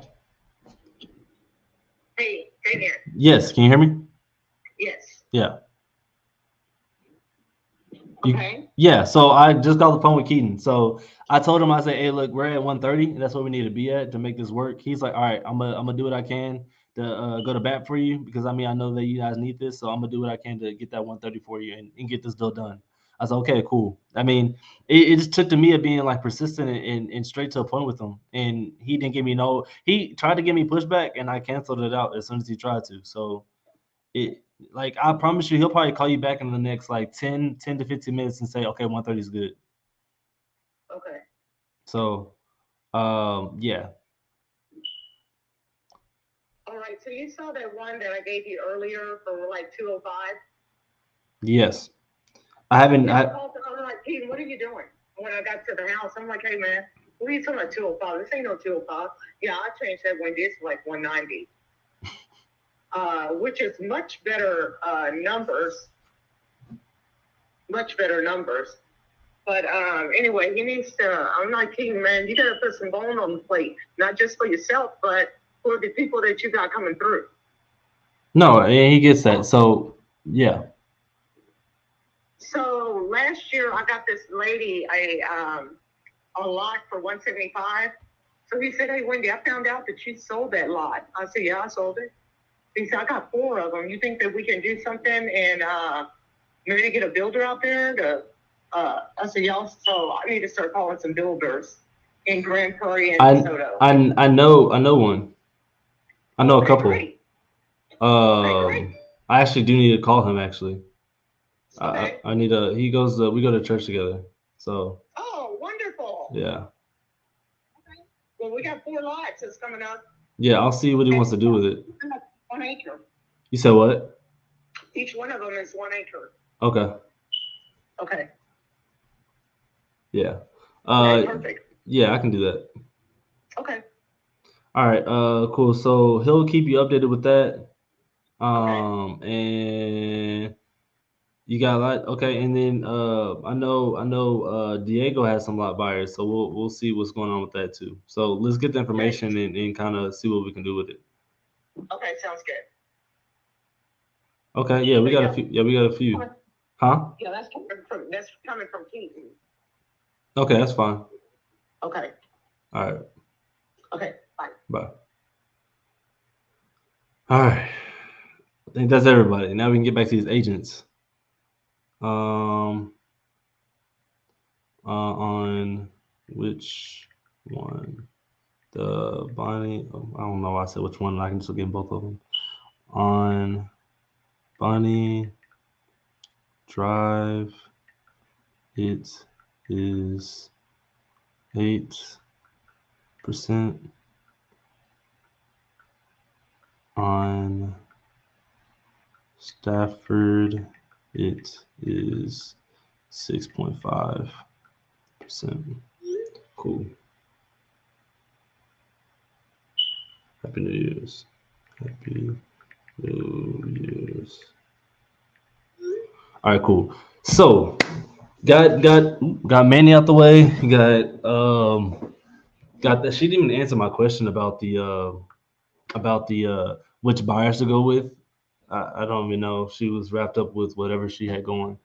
But I'm gonna probably do some digging and figure out which one I'm gonna go with best on that one. I'm thinking the higher cash flow one just because if I'm gonna get one or the other, I'd rather have more cash flow. Because the other one is gonna bring in like maybe $200 to $300 cash flow, and if I kind of up her if I up her monthly payments, then that's adding like $400 to $500 with the cash flow. So I think I'd rather have that more if I'm not gonna get money right now. Um, yeah. And even if I wait 6.5 more months just to get $200 worth of cash flow, I don't think it's gonna be worth it, honestly. I don't think it's gonna be worth it. So I think that might be the best thing to do, honestly, and just try to work out that way. Because like she said, she has the equity come, equity goes, cash always flows. Exactly, my man. And so I think that's what I'm gonna do. I'm gonna probably get her cash flow to be. She might have to go to 2,000 a month, 2,000. Receive, thank you, receive along with another. Okay, whatever. She might have to go to 2,000, maybe 2,100. Honestly, a month as far as her payments. Um, but I know she can kind of afford it. It's like she said, she's making minimum $5,000 a month in her account. Um, I think 2,100 is not too bad, honestly. I'll give her that 2,100. But then she'll probably pay like her probably mortgage would be like around 26. And I don't want to overextend her a little bit, but I might go 2,100. So the thing about doing these lives is, I'm still human, so I gotta use the restroom sometimes. So I'll be right back.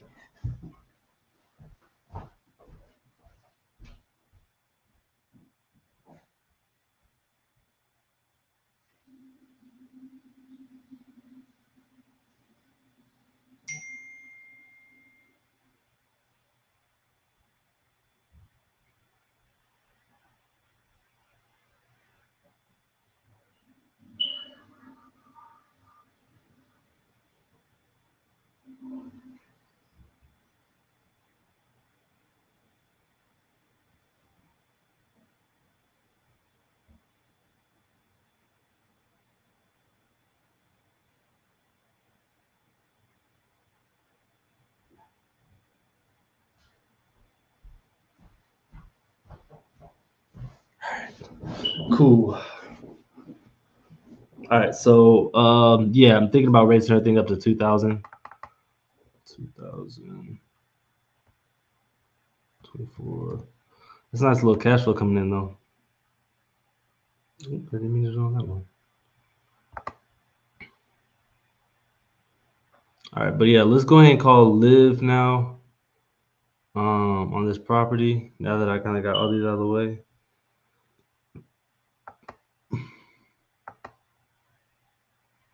Come on, man.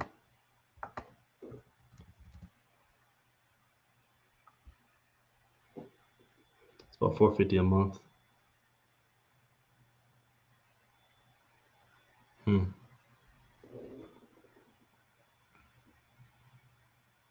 Yeah. Yeah, so we'll see. We will see. All right, cool. Let's go back. Let's get back to regular. What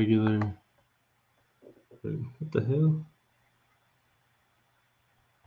Okay, here.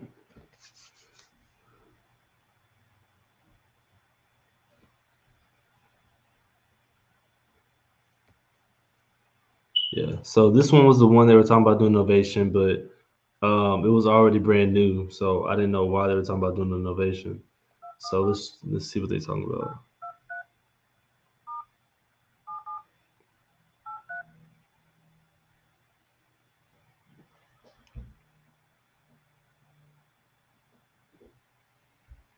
Thank you for calling Texas Urban Living Realty. I'm sorry we were unable to take your call at this time, so please let.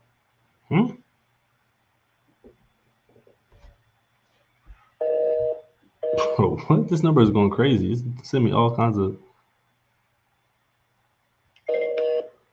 And the line's busy. All right, let's see if I can just. Is this her direct number? It's probably.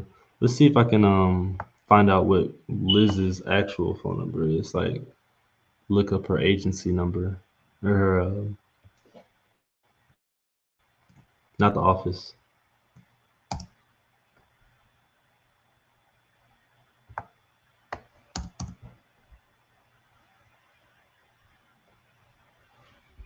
All right, see if we get a different number here. Yeah, we got a different number this one. So this might be her actual cell number. 24 626. Yeah, you get better numbers. Usually the cell number of the agent whenever you go to har.com.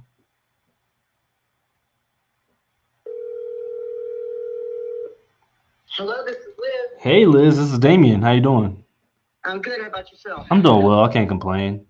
I was following on my partner, Kayla. She told me that she gave you a call about your listing on Centerville. Yeah, I've gotten a lot of calls, so I'm sorry if I can't. Oh man, I'm sure you have. No worries. So last we kind of talked about in the notes that there was one investor telling you about doing like a novation, and they didn't finish explaining it, or they didn't finish doing something about it, and yeah, they just he got real sick, and we didn't hear from him for quite a while. Oh man. And then when I talked to him, he said, "Yeah, I'll give you a call tomorrow. I was real sick," and I never heard back. I don't know if he's sick or what's going on with him. Okay. But yeah, they were willing to do the novation loan with this guy. But like I said, we never heard back from him. So. And so, what was the talks about the novation? Because to me, like a novation in this sense, like is not even really kind of that much needed, honestly. Because I mean the homes looks in great shape. Honestly, it looks like it's like ready for a family to rent out right now. Right, I totally agree. In fact, I don't know if I mentioned to y'all, but I was going to buy the property and rent it out.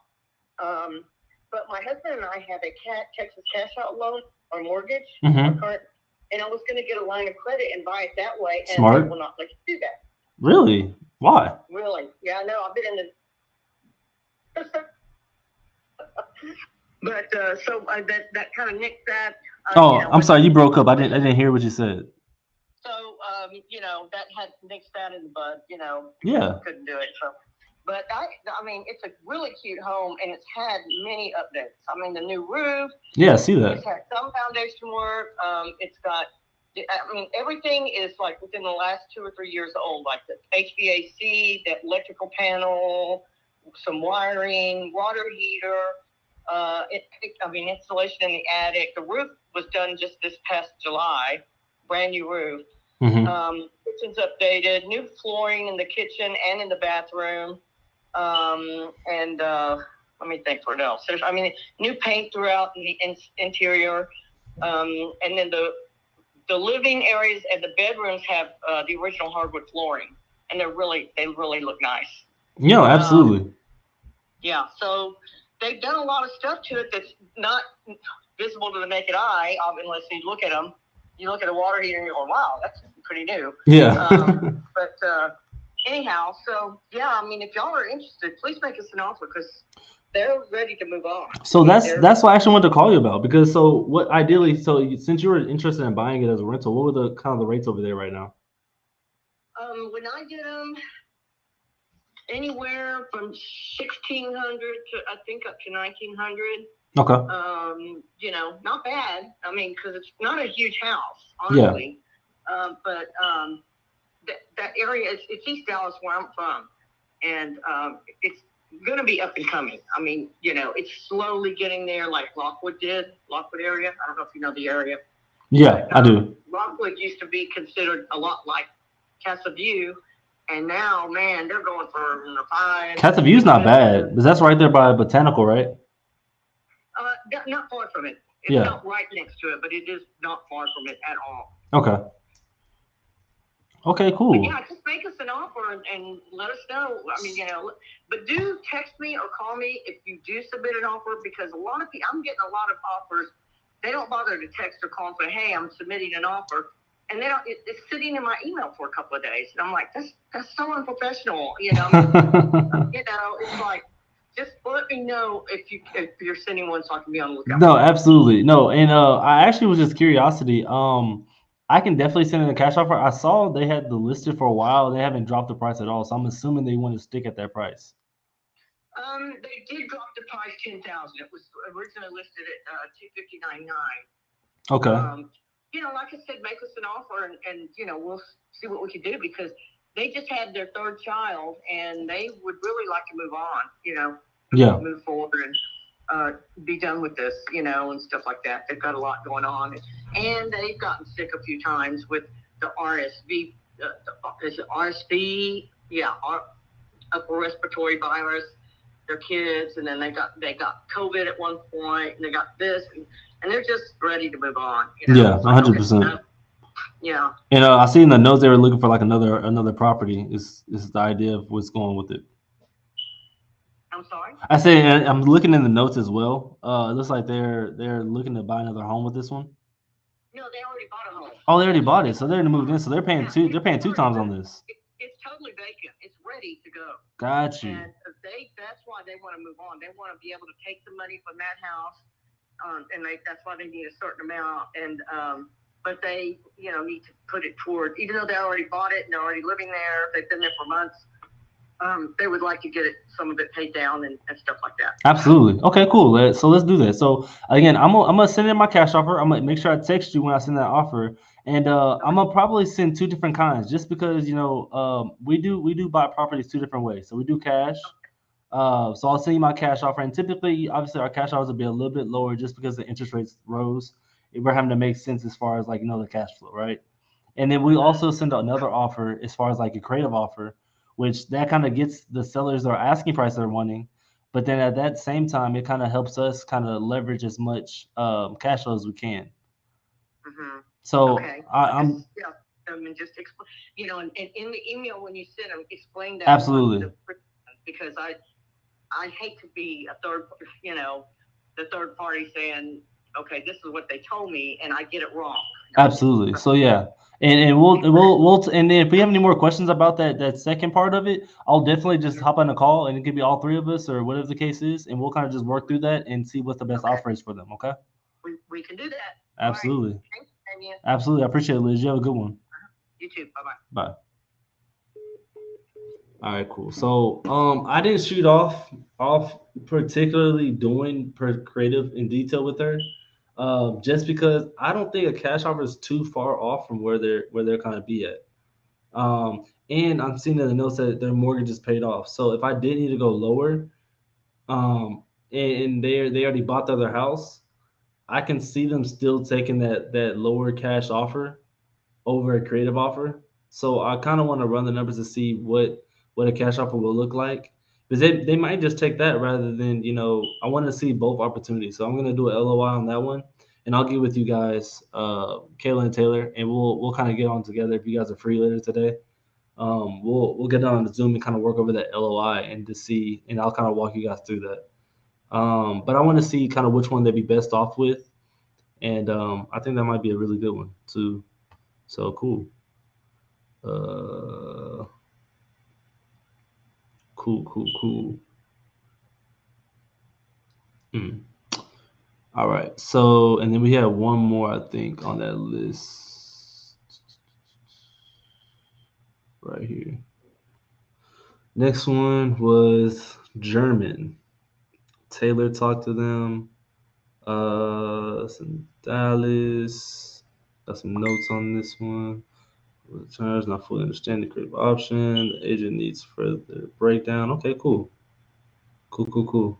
That's it. Cool. It's just for the breakdown. So they got, and that's honestly all you really need. Like all I need is like the fact of like if you just talk to them about it and they just want to know more about it, I'll hop on a call on that all day. Even if it doesn't lead to like a purchase, as long as like me trying to explain it to them, that's helping me get better at like explaining it to sellers. The more I explain it, the more that I kind of understand in different ways that they may rebuttal and stuff like that. And just leaving them right there, just like saying they're needing further breakdown. So that's cool. Let's give him a call. I'm probably not even gonna look at the property. I'm just gonna talk about it. 24. And Taylor talked to them. German.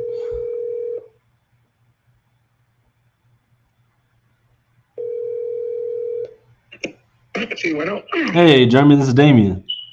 Yeah, okay. Hey, you talked to my partner Taylor last week. The what again? One more time. You talked to my partner Kayla last week about the property on Fox Crossing. Fox Crossing, okay. Yeah. So I mean, I'm looking in the notes. Last you guys kind of talked about was maybe doing something more creative or creative options. You kind of want to understand more about that. Yes. Okay. But are you planning to see this property or what you want to do with this property? Absolutely, I definitely want to see it. The plan is to buy it, and so we're investors, and so the plan is to buy it. And then, Did you connect to the property? Did you already see it? oh well, I'm also an agent as well, so I have MLS access and super access and everything like that. Okay. Yeah. Well, you planning to buy this property? Send me an offer. Yeah, no. So I wanted to kind of explain the offer that we were doing, the creative offer. Okay. Yeah. I received an offer this morning, but it was too low. Yeah, no, and that's like exactly why we're kind of wanting to do this, because at this one we can actually give you the asking price that you're looking at, the 299. So we're open to doing the 299. It just depends on how we're gonna get to that 299 as far as how we pay for it, and then obviously we need to make sure that we pay you too, right? So that's kind of what I wanted to kind of explain to you. So, as far as when you last left off, do they still have a mortgage on this one, or is this one paid off already? You know what? I'm trying to understand you because you went too fast for me. Oh no, I'm sorry. Let me back up. Yeah, let me back up. No, let me back up. So we're open to doing the asking price at the 299. 299. 299 is the offer price, right? Yeah. Okay. So that's what we're offering. And so you want to buy it cash or? So we're not doing cash. So cash, if we're doing cash, we'll be kind of where the other investors are. We'll probably be having to do it lower just because the market is rising the interest rates and it's kind of pricing us out. So we rather do it, this way. That way we can get you the full asking price what the seller is looking for. Okay. Well, I can sell it. Okay. You want to call you back or what? Well, yeah. No, I mean that's fine. I mean, it's not right now. Not a good time. Well, I'm taking my lunch right now. Oh no, take your lunch, man. Take your lunch. Give me a call. Like whenever, give me a call back whenever you're free, so we can just break it down. It'll give me like 7 minutes, and then we'll take care of your lunch, though. Okay, I will call you right back. Okay? Absolutely. Thank you. All right. Okay. Bye. Don't want to bother my man's lunch. It's important. Cool. So yeah, he doesn't really understand it, so it's gonna take time for me to break it down. Um, there may uh, and I'm gonna have to slow it down for him and actually probably really break it down. It sounds like so. Hopefully, he calls me back within this time frame, and that way you can guys can kind of hear like a full breakdown of how I'm gonna pitch it to him. Probably bring up like third party stories in there, which I should be doing more often, which I don't. I don't know why. Um, I'll kind of break all that down very slowly and make sure he grasps all of that. Cool. I think that was the last one on the list. Yep, that was the last one. So cool. I appreciate you, ladies. I'll definitely follow up with. Oh, Liz. Liz is no, that's Keaton. Okay. Hello. Hey, Damien, it's Keaton. Hey, my man. How you doing? Good. Damien, I got some good news for you, man. All right. Let me hear it. I just battled my ass off and I made it work. Hey, you're the man, Keaton. I knew you could do it. No, I mean, it was tough, man. It was tough. Wasn't easy, but hey, sometimes you got to solve the problems. You know what I mean? Exactly. You're the problem solver. So I appreciate you so much. But yeah, so I just tried to call Wendy. She didn't answer, like you mentioned. She was busy. Yeah. But yeah, so we're selling to them at 135. Okay. We're giving you guys 5. Okay. And I know I kind of want to speak with Wendy because she's been speaking with them, obviously, because I want to make sure that, like, hey, whoever signs the contract, that is the person that will be closing on it and signing. The contract's not assignable, no option period. They know all this already, but just want to make sure, Okay, got you. Okay. But then what? Do you know if is Wendy available right now? Should I give her another call? Let me see. I might have to text her and tell her to give me a call or kind of. Yeah, because I'm gonna need her to have the people send the contract. The wire ASAP. So okay, the wire. Okay, got you. Yeah. Let me hop on that because I have access to them too, so I might just call them directly and kind of work that out. Okay. Yeah, let me do my part. Please, so I got you. Please have them wire the 7K. Okay. I can send you the wire instructions, but please have that done ASAP. And then I'm going to need their buyer name or LLC, whatever they want the name under, email, phone number for the contract, and then that should be good. Okay, got you. No worries. Let me get all that situated and then kind of go from there. Yep. And then once I get all the information, I can send the contract out, but please have them initiate the wire ASAP to get it locked in. Yeah, I got you. All right. Appreciate you, man. And let me know if you need anything else. All right. Appreciate you too. All right. See ya. Bye. And so I what I should have did, actually, I messed up on that phone call. So this is good for you guys. Which I'll probably end up just calling back and figuring out why they can't assign the contract. And say why it's not assignable. Because I don't see why it shouldn't be assignable. But yeah, because the fact is, what I'm gonna probably bring up is saying like we don't like this is our acquisition, LLC, and so we don't know which LLC we're gonna finish the project in, and when we go to closing, and so it can differ from any point. So we need to be assignable so we can make sure that we pay our marketing and stuff like that and all that kind of stuff. So I'll go over that on the call, and let me call because Wendy was calling me back.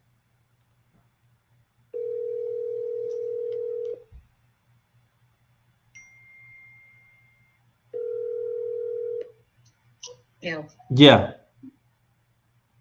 Okay, so what did he say? He said they did 130. Okay, and we got 5? Yeah. Okay, did you call Marlon? No, not yet. Okay, you want to call him? Yeah, I'll give him a call. So I do need I need to figure out why they're. I was trying to get him off the phone because you were calling me, and I wasn't really paying attention to what he was saying. But he's talking about the contract's not assignable, and so I need to figure out what he's talking about with that. And if anything, I may just have Marlon and them pay us off on the back end if it's really that big of a deal. Yeah. Let me. You want me to get him on the phone? Who? Keaton. I'm done with Keaton. I'm just gonna. Keaton's just not. I'm not really too worried about the assignment thing. Because I'm gonna see with Marlon and them and see how fast they can go and get the earnest money in at 135. And also, he said he can do it today. So I know, so that's why I need to. That's why I need to get on the phone with him now. So I'm about to go ahead and do that, and then also see how they're gonna work out the assignment fee for us. Okay. All right. Yeah, and let him know that, hey, this needs to be wrapped up tomorrow. Yeah, that's fine. Okay, all right, bye. All right, bye. Cool. So exactly like I said, like I knew that was gonna happen. Like that wasn't even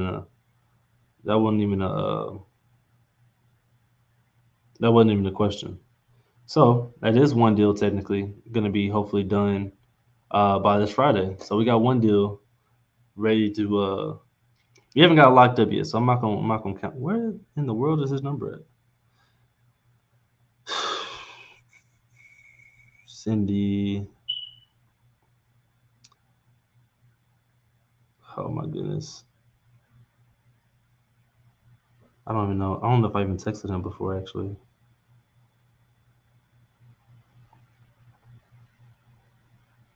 Okay, there we go. I didn't text him before.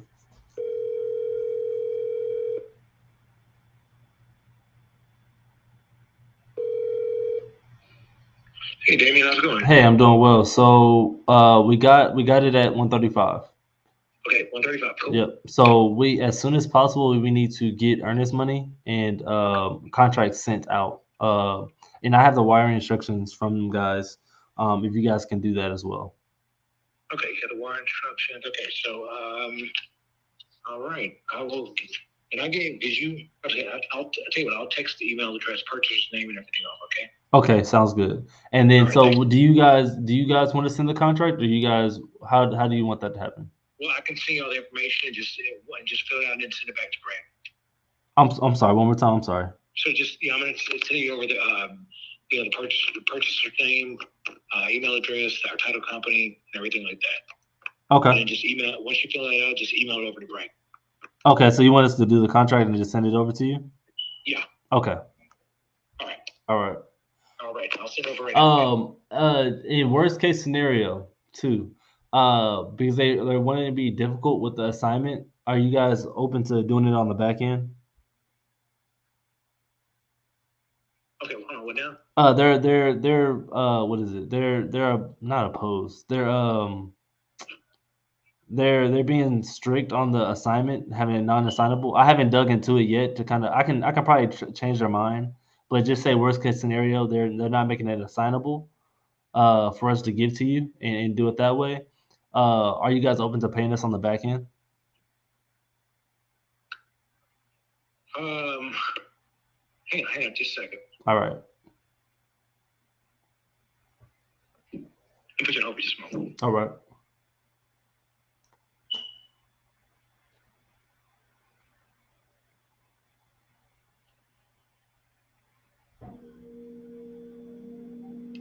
Either that, we might just have to do a double close, which I don't really want to do a double close. Because that's 2 times that we'll have to pay closing costs, which, I mean, the buyers don't pay it anyways. And so if they're paying, hopefully he didn't take off that way. Yeah, I'm going to have to double check with him. Hey, Damien, this is Devin. I work with Marlon. How are you? Hey, I'm doing well. I'm sorry I didn't get your name. No, hey, I'm just a little confused. What are you asking? So the sellers right now are not they're saying that it's not assignable at all. And so when we get under contract assigned to you guys, there may be some pushback there. Not saying that it will be. I'll probably have to talk to them again to kind of get that squared away. But just say worst case scenario, they still don't want it to be assignable, and they just want to put you guys' name on the contract and sell it up that way. Is there a way that you guys can pay us on the back end of that? Yeah, let me talk with Brandon and we will give you a call right back. Okay, I appreciate it. You're welcome. All right, bye. Cool. So the other way that you can kind of eliminate that is just do a double closing. Double closing, I'd rather not do it just because then I'm going to have to pay double. Well, I'm not going to pay double. But since the seller's paying closing costs on this one, and then the buyer would just have to come in and pay closing costs just to buy it again, which honestly, I mean, if both of them are paying closing costs, then I'm really just still getting 5,000. So at the end of the day, I guess it really doesn't matter. But I do need to verify that Keaton they're still paying closing costs right now, and try to work it out that way. I think that might be the best thing to do. Just double close on the same day, and yeah, I think that might work. So, guess I can do that now.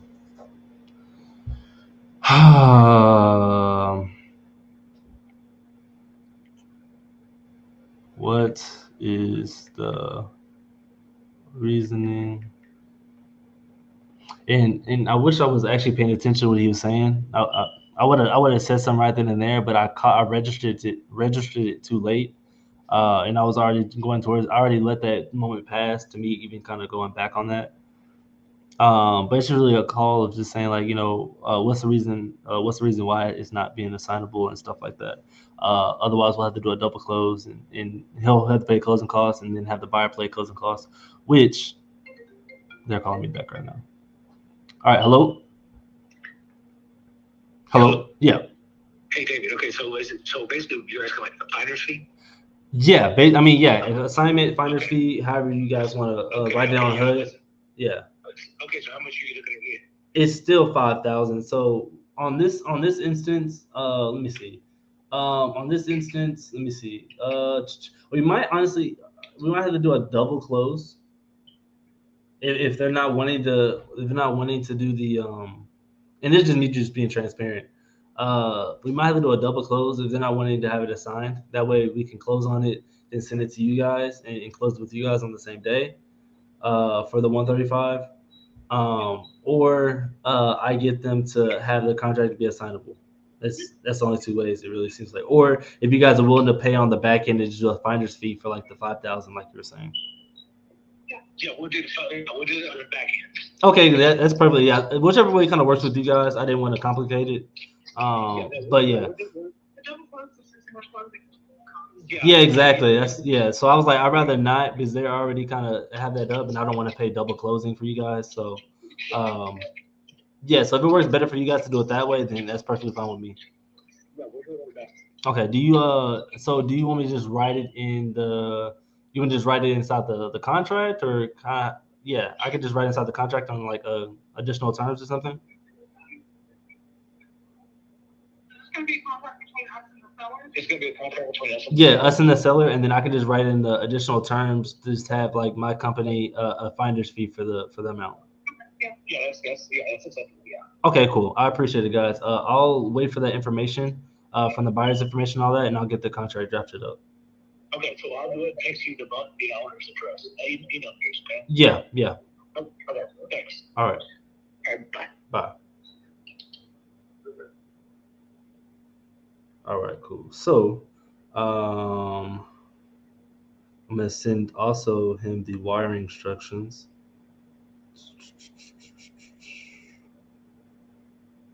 Who am I sending this to? Oh yeah. It's a quick 5,000. Then how many people can actually say they make $5,000 in a month?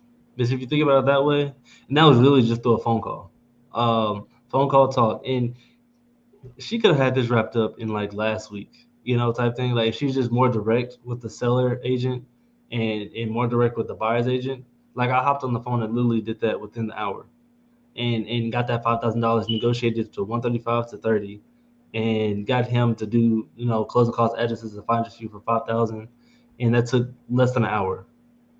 And she's been dealing with this thing for like, any time of the day. Like I'll take that any time of the day. So, it's I feel like I said a point is having confidence in whatever you're saying, and knowing game. Like I peep game all the time, and when I heard both of those guys, I knew exactly what it was. And so,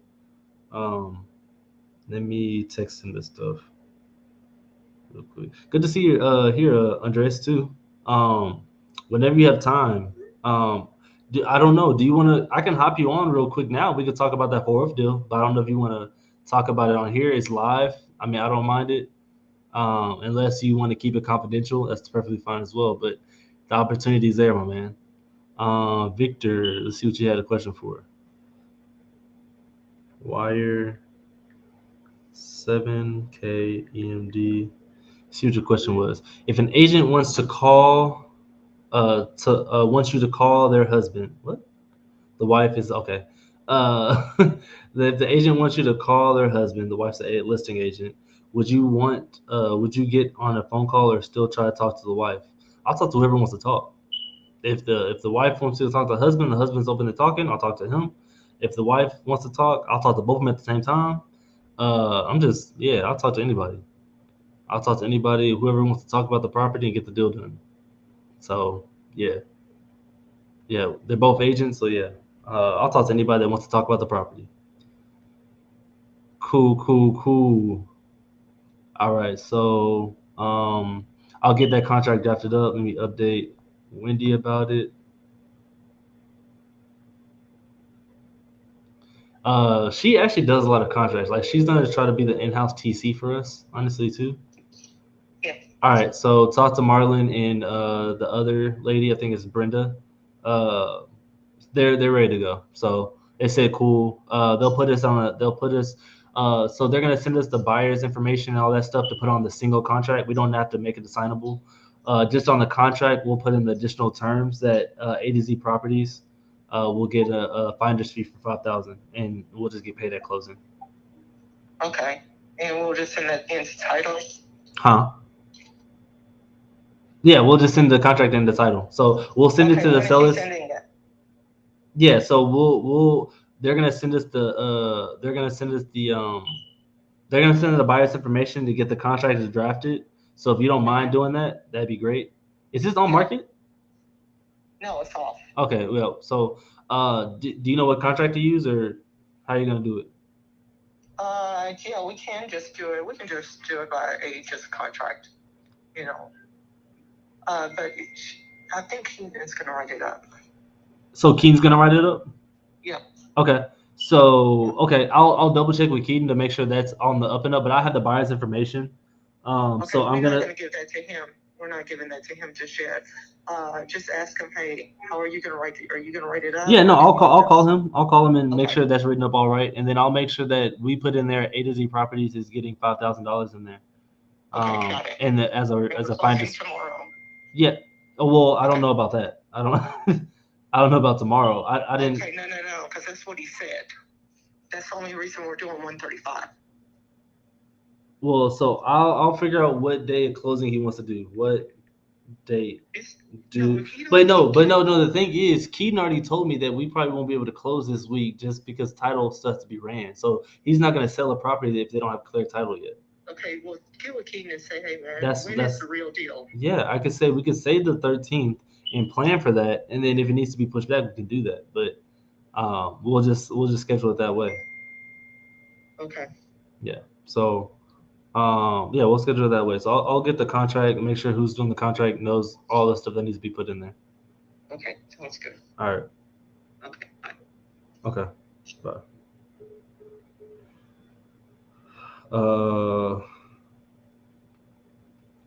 Let me call back Keaton real quick. Oh, needs buyer's name or LLC, what they want, buyer's email, phone number. Okay, cool. So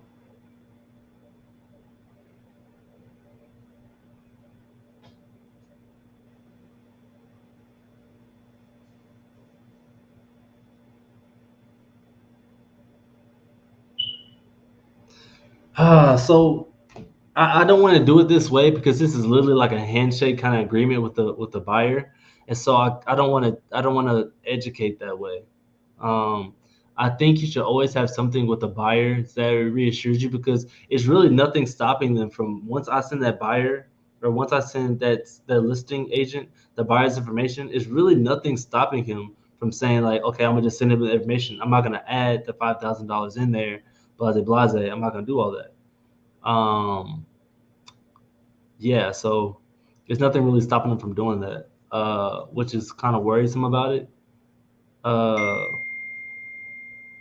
But I think that we're upfront about both sides about everything. That it's I don't know.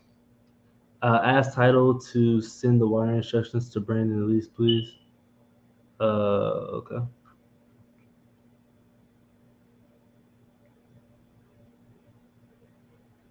Copy. So I'm probably gonna get something in writing from the buyer side to reinsure that we'll get $5,000.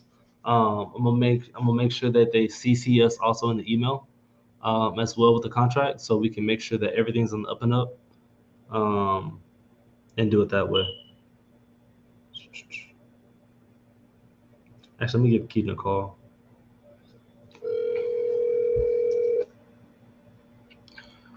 up, Danny? Hang on, man. One more thing. Do you mind if you let the title company know to send the wire instructions to the buyer? I'm gonna send you his email now. I think he just wants it from the title company. That way, it's just proof. Honestly. Yeah. Yeah. So if you don't mind doing that for me. So we actually, our down payment doesn't go to our title company. It goes to our company's holdings company. The reason for that being, so if we can't provide clear marketable title, boom, we're able to fire that wire right back to the buyer. If, like, say it goes in the crazy long thing, it'll be stuck at title for X amount of months before they can officially settle it and send it back. But that wire that down payment will still be credited towards purchase price and everything. Okay, so wait, why is it not going to title? Because we always have it go to our holdings company. The reason we do that, like I mentioned, if we have to give the down payment back, we're able to fire that right back to them within 24 hours, where if it's a title company, it might take weeks, months, who knows. Well, I mean, it shouldn't take that long if it's an escrow.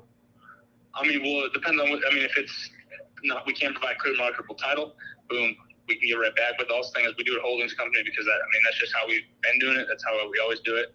There's no, if you need proof that, we're not in the business of taking people's money. We're in the business of selling houses. I mean, that's not the thing. It's just obviously, everybody wants to usually go through a title company just because it's a third party. And it's not the fact of who you guys are as a company at all. It's just to having that third party in there to reassure the buyer on that side. So that's kind of why he was asking for that. No, so it always does go to the holdings company. Give me 1 second here. That's fishy. I don't like that at all. I always like sending earnest money to title directly to title because of stuff like this. Like I don't. The reason it's going to the holding company, you guys are buying from us directly. It's like there's no escrow, whatnot. It's not an assignment. You guys are buying directly from us. Okay, so is this not going through a title company at all? No, it's going through a title company. We're using our title company that we have right here, right next to us. We always send it to the holdings company. Okay, so is there no way that we can just send it to the title anyways, just to hold it there? Let me ask. Yeah, I'm not liking this at all. This is kind of weird.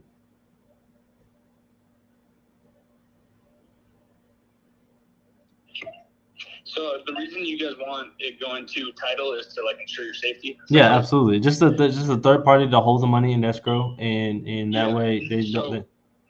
Yeah, so we actually I'm gonna hand it off to one of my partners here. Okay, cool. About the title situation. Yeah, that works. Hey, this is Pierce. Is Peter? It's Pierce. Pierce, how you doing, my man? Yeah, good. How are you? Doing well. So what's the issue there? So yeah, we were looking. To my understanding, we're closing at a title company, right? And Correct. so we're looking to send in earnest money, and typically we always send it to title company just because it's a third party and holds it in escrow for us, and that way so just Yeah, go ahead. So the thing is it's not earnest money; it's a down payment towards the purchase price of the property. So it's not earnest money. So That makes sense. Not so much for me because earnest money is that's what earnest money is. Earnest money is like good faith. It's like putting up money because it can be refundable if you terminate within whatever the time frame is. So the other thing is it's easier for us to control as well. So if something, not saying you guys, but we do a bunch of transactions, and every now and then we run into some knuckleheads that they don't want to close on it or something like that, and so to keep us from having to go through the process of dealing with them, we already have the down payment. It's a safety precaution for us. So, what is the main concern?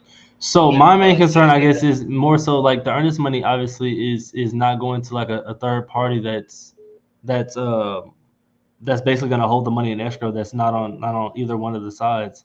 And so you're saying deposit it to you guys, not saying that we don't trust you guys, but it's just the fact of, you know, we don't know you guys from Adam and Eve type thing, you know. So it's I guess it's more. But you could also, if, to make you feel better, I mean, you could Google our company. I mean, we've been around DFW for over a decade, and this is how we do 99.5% of our transactions. So it's not. I mean, we're not. I know. I see what you're saying. I just don't know that. I mean, this is just kind of how we do business. I keep having to talk to our manager to figure out if there's a way around it. I don't know exactly what. Yeah, I mean, if you don't mind, asking just in case for me, I mean, just you know, being devil's advocate, I just want to make sure that my like we're protected on our side.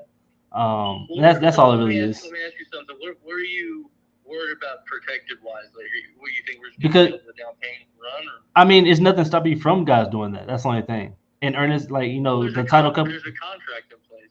Yeah, I mean the contract can be there, and like you know that depends if it gets the title and stuff like that. But to say like you know we send the money to you know you guys, it's not saying that it's dictated like to go to you know Ernest, and then say that you guys you know did leave. There's nothing like kind of registering to say like oh they took our money for whatever reason. Well, the receipt of funds and the contract would protect you from that. And so we would obviously send you a receipt with. You know, the down payment. And this is all before I'm actually telling the buyer this. This is just like no, just me kind of just double facting. So I'm not saying that this is not how you guys do it or if it's even wrong. It's just that something that I'm not used to doing and that I really never, you know, handled that way. And I just want to make sure, obviously. So let me see how they feel about it. And if this is me just doing it before they probably even come back. Sure, no, I get it. Yeah. But my only question is if it's receipted to the, and I'm not like arguing, I'm just trying to make sure we're on the same page. If it's receipted, if the funds are receipted to the buyer and there's a signed agreement between the seller and the buyer, that should be plenty of protection for you guys on that end. I mean, I don't know. We want to sell the property. We don't want to you know what I mean? Yeah, no, definitely. I 100% agree. This is just if they come back and ask me why they're sending it this way, because they already texted me back and said, "Can the title company send me the wiring instructions?" And so I don't know if you guys can do that from you guys' side and do it that way, and maybe they'll take it that way. And maybe and that we'll ask our manager as well. I gotta go, just like you gotta go to your buyer. I gotta go to him and be like, "Here's why they're concerned." Yeah. Because his answer is going to be, well, if they just kind of look up the company name that we're with. I mean, if we ran off of people's 5K, we wouldn't be a business for very long, essentially. So, but if you want to ask them, then that's fine, and we'll talk to our guy and then regroup here in just a little bit. Sure, no problem, Pierce. So, and the last thing is, I'm gonna send Keaton the information that we need on the contract. And kind of work that way. And I'm also gonna send a few other emails, including like ourselves, to make sure that we're all attached to the link. Sounds good, man. Yeah. Okay. Keaton here, not yet. I heard that. What were mentioning? I'm sorry. What were the other couple of emails you were mentioning? Just a part of our team, our TC, to make sure everything's like getting coordinated the right way and stuff like that. To follow the chain link, and that way they can keep us updated as far as what's going on. And then yeah, we'll have some in the we've done these multiple times with other agents before. We'll have some in the contract that says like commissions will be paid to Pearl Realty, right? That's your realty company. No, so we'll actually put it as we'll put it under a different LLC as far as like the finder's fee or however you guys want to phrase it. Okay, so you guys are agents of? Yeah, we're both agents. Yeah, so we're gonna have to pay it to a brokerage. Okay. Well, as far as the buyer, as far as the what? Oh no, as your guys. Sorry. No, but the contract you're saying the buyer's LLC and whatnot. Yeah. Oh yeah, perfect. Yeah, please get that information over to me. Sorry, I thought you were saying like you guys are gonna have it being paid in a different way, and I was like, I don't think we can do that. Oh no. I would put in the contract to pay our marketing is a different LLC. So we have like a different LLC for our marketing as well. So that's what the $5,000 is going to. It's not even going towards us. Wait, so how do you want that in the contract? So just to put A to Z Property Solution is you could put a marketing fee from the buyer side. It's not from you guys side at all. we're paying ourselves out of that fee as well, but it's going to a different LLC. Okay. Yeah. Well, I will double check to make sure we can do that. But I know usually what we do is when we're paying an agent, we pay it from we pay the commission. I'll double check and see. So you want them to pay? Oh no, the agent is staying the same way. I'm sorry, I didn't mean to confuse you on that. So the agent's staying the same way. All I'm adding is like if you can add a contingency for the buyer to pay our marketing fee in there, so we can all have it on the same contract. Your marketing fee. That's our marketing LLC. So yeah, so the ones that kind of acquire the different properties for us, we pay them differently, and they go straight to our LLC. It's just easier for us for bookkeeping, honestly. That way we can have a HUD statement saying that this. Yeah, I'll put it in there. Send me a text message with all that. Absolutely. Talk to our transaction coordinator about that. Yeah, absolutely, no worries. But then, yeah, please talk to your buyers about the wiring instructions account. Yeah, and if you only really once, if you guys can send it directly from, if you guys can just send it directly to his email, the wiring instructions, I think he'll feel a lot better that way. Okay. Yeah. Should I have Title do that for him? Yeah, absolutely. That'd be great. Okay, sounds like a plan. So send me the LLC name, email, phone number, and then we can get that rolling. All right, sounds good. I appreciate it. All right, thank you, Damien. Appreciate you. All right, no problem. Bye. Bye. All right, cool. So that's how you work that out. Just put yourself as like a finder's fee or marketing fee or whatever you kind of want to fee. It doesn't really matter. It could be a consulting fee, marketing fee, a finder's fee, any of those kind of fees that just kind of registers anything except for commission, because I actually forgot Wendy's actually getting paid from this as well. So she's getting paid as an agent as well on this one. So I think that's how it's working. I don't know. So she's getting paid from Pearl Realty, and then I'm gonna put $5,000 in there to get paid. So we might get paid twice on this one. That's pretty cool. So yeah.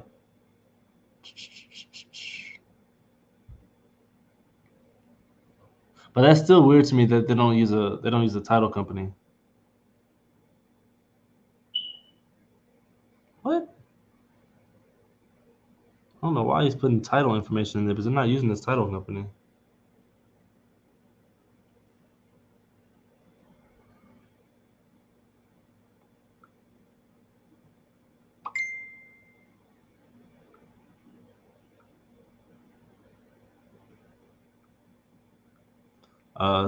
Sorry guys, give me 1 second to make sure I send this text.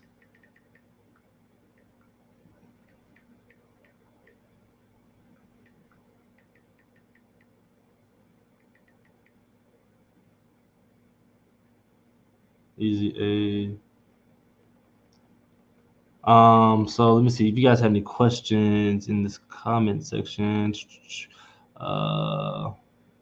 Open Door is an agent, but the owner is not Open Door. Yeah. A to Z investments.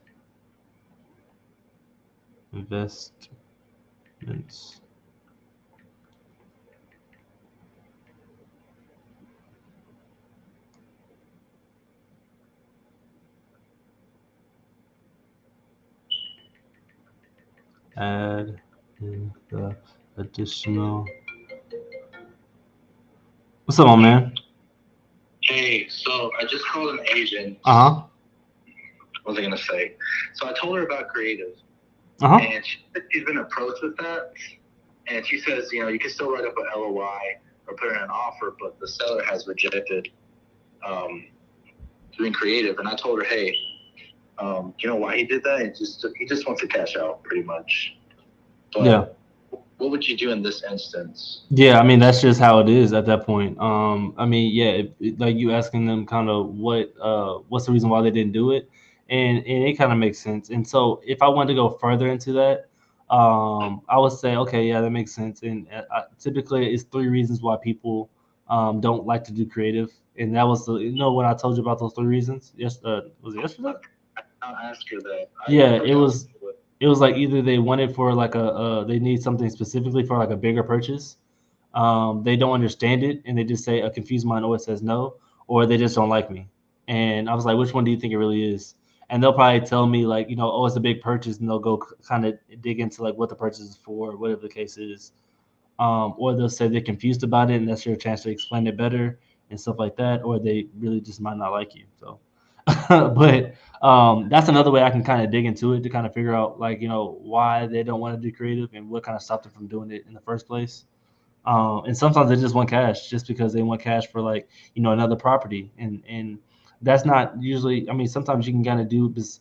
The property we just closed, they wanted another property. They said the exact same thing. They wanted another property, and the reason why they kept shutting creative deals down is because they wanted to buy another property. But in this sense, we were able to give them enough down payment to go out and get that other property, and they're worried about their DTI. And when their lenders, or no, when their agent showed their new lender the contract that we had, they're like, okay, cool, they're going to be taking care of your mortgage, then we'll kind of still fund you for this purchase. So that actually ended up working out in our favor. So they still ended up getting the loan. We closed on the same day, and they got funded for the new property, and they moved in. So a lot of times they may tell you what the problem is. You might already have a solution, and they just didn't know about it. So yeah. Okay, I'll be honest. I got nervous. Yeah, no, that happens. I mean, you're supposed to get nervous. So the thing is, you took action. So that's all that matters. Okay. Okay. So Yeah. the way I put it, I was like, hey, of course I asked if it was available, and she told me what was going on. I was like, hey, do you know why it's been on the market for a while? She said, the market's not looking good or whatever. Okay. And I told her, hey, do you think your seller would be open to something creative? And she wanted to break down, and she understood what it was because somebody offered her creative. And I forgot to ask her the 3 questions. So Yeah, no, that's no problem. I mean, and that's what you did. So you went and took action and got some feedback. So now you know for the next time, or if you ever do have a follow-up call, you can just say that. okay, 3 questions. So just say like this, hey, okay, first, how would you like tell her the 3 questions? Well, whenever she says like, oh, they're just looking to cash out, I was like, yeah, that totally makes sense. I mean, usually, only reason people don't want to do creative is usually 3 options, and it's usually not say it like that. And after I say those things, I say, which one do you think it is? And then she'll kind of tell me which one it is. Okay, so what were the rest of the 2? You said bigger purchase. Yeah, they need all the money for like a bigger purchase, or they're kind of confused about it and they don't really want to they don't want to be locked into. I just usually say they're confused about it, and a confused mind always says no. Or the last one I said, where they just don't like me, and I just say that to be funny, and then so that kind of lowers their guard a little bit. And then I ask them like, which one do you think it is? And then they'll kind of just break it down to me from that point on. I'll just let them talk. Okay, you think I should call her back and ask her the 2 questions? I mean, you can. Why not? I mean, yeah. I mean, why not? Okay, I'll do that. Let's see. Oh yeah, I did ask earlier. I saw that the listing agent was Open Door, but the owner was an individual seller. Should I still call Open Door? Say it one more time for me. I'm sorry. You know how you said we got to be careful calling Open Door on a listing? Yes. Is it only if they're the owners, or are they the listing agent? They're the listing agent usually. They're trying to list the properties back on the market. And it's probably one of their agents representing them for the property. Okay, it's because I'm asking that because I saw that the owner was like an individual owner and not Open Door. But, Yeah. Well, I mean, yeah, you can still talk to them. They may just have them in a contract or something. Honestly. But yeah, if you have access to talking to the seller, I mean, get some information and see what's going on. Okay. And then just let them know. I mean, that can be like a good opener. Just say like, I saw this is like owned by Open Door. Like, what's kind of going on there? And just see what they say, and just let them talk. Okay, perfect, dude. I made 5 phone calls and the agent finally picked up. That's what happens, I'll get man. back to it though. I'll let you get back to the live, all right? Okay, no worries. I appreciate it. Yes, sir. Thank you. All right, no problem. Bye. All right, cool. All right, so hopefully we get that contract sent out, and hopefully they send the email to all of us. That way we can all be in the chain link. I'll let them know that they what they are sending over wiring instructions soon to you guys. Cool. I think that's it. I don't know what he means. What's the word on that? Cool. So we honestly didn't get to well, we caught some agents. We didn't have a lot of them pick up. Um, cool. So let's go ahead and I think I went over all the lists and see if they updated it. See if they updated it. Nah. Yeah. But they provided some great leads for today. Hopefully German calls us back. Forgot about him. Oh, I had somebody calling me like multiple times. What? This number called me back to back, so that's why I'm calling him back. That's so weird. That sounds like I don't even know, like a something. But yeah, hopefully German calls me back. Liz, was cool. I should have. That's why I need Kayla and Taylor to be be on my team so they can like make sure like I get my notes written down. Liz was planning on doing a follow up about the information. I think she wanted a LOI from what I remember. LOI. Yeah, that's where I left off at. LOI because cash is not a bad option. It's not too far off from where they want it, and they already have it free and clear, so they might just take that. Um, cool. So I need to make sure I do that for Liz. And I think y'all put her email in there. Maybe no. No. All right. Well, I'll get the email and do that. What's Brandon's number?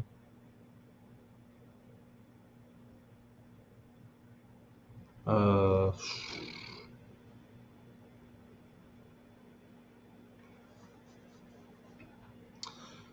get all that situated. They are asking for Brandon's number for the contract. Okay. Cool. So now we're just on free fall and just call these agents from Privy and kind of just work from there. Let me see if y'all got any questions before I go and start making these calls. Can I call you now? Oh yeah. Do you want me to call or you wanna hop on this? Here, actually, I'll call you and see if you want to hop on this. See where you at.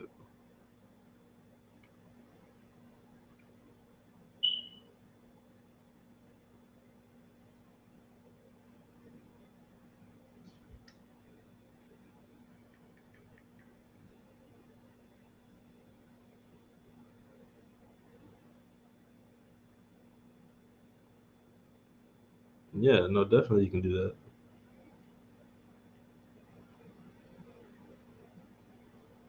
Let's see.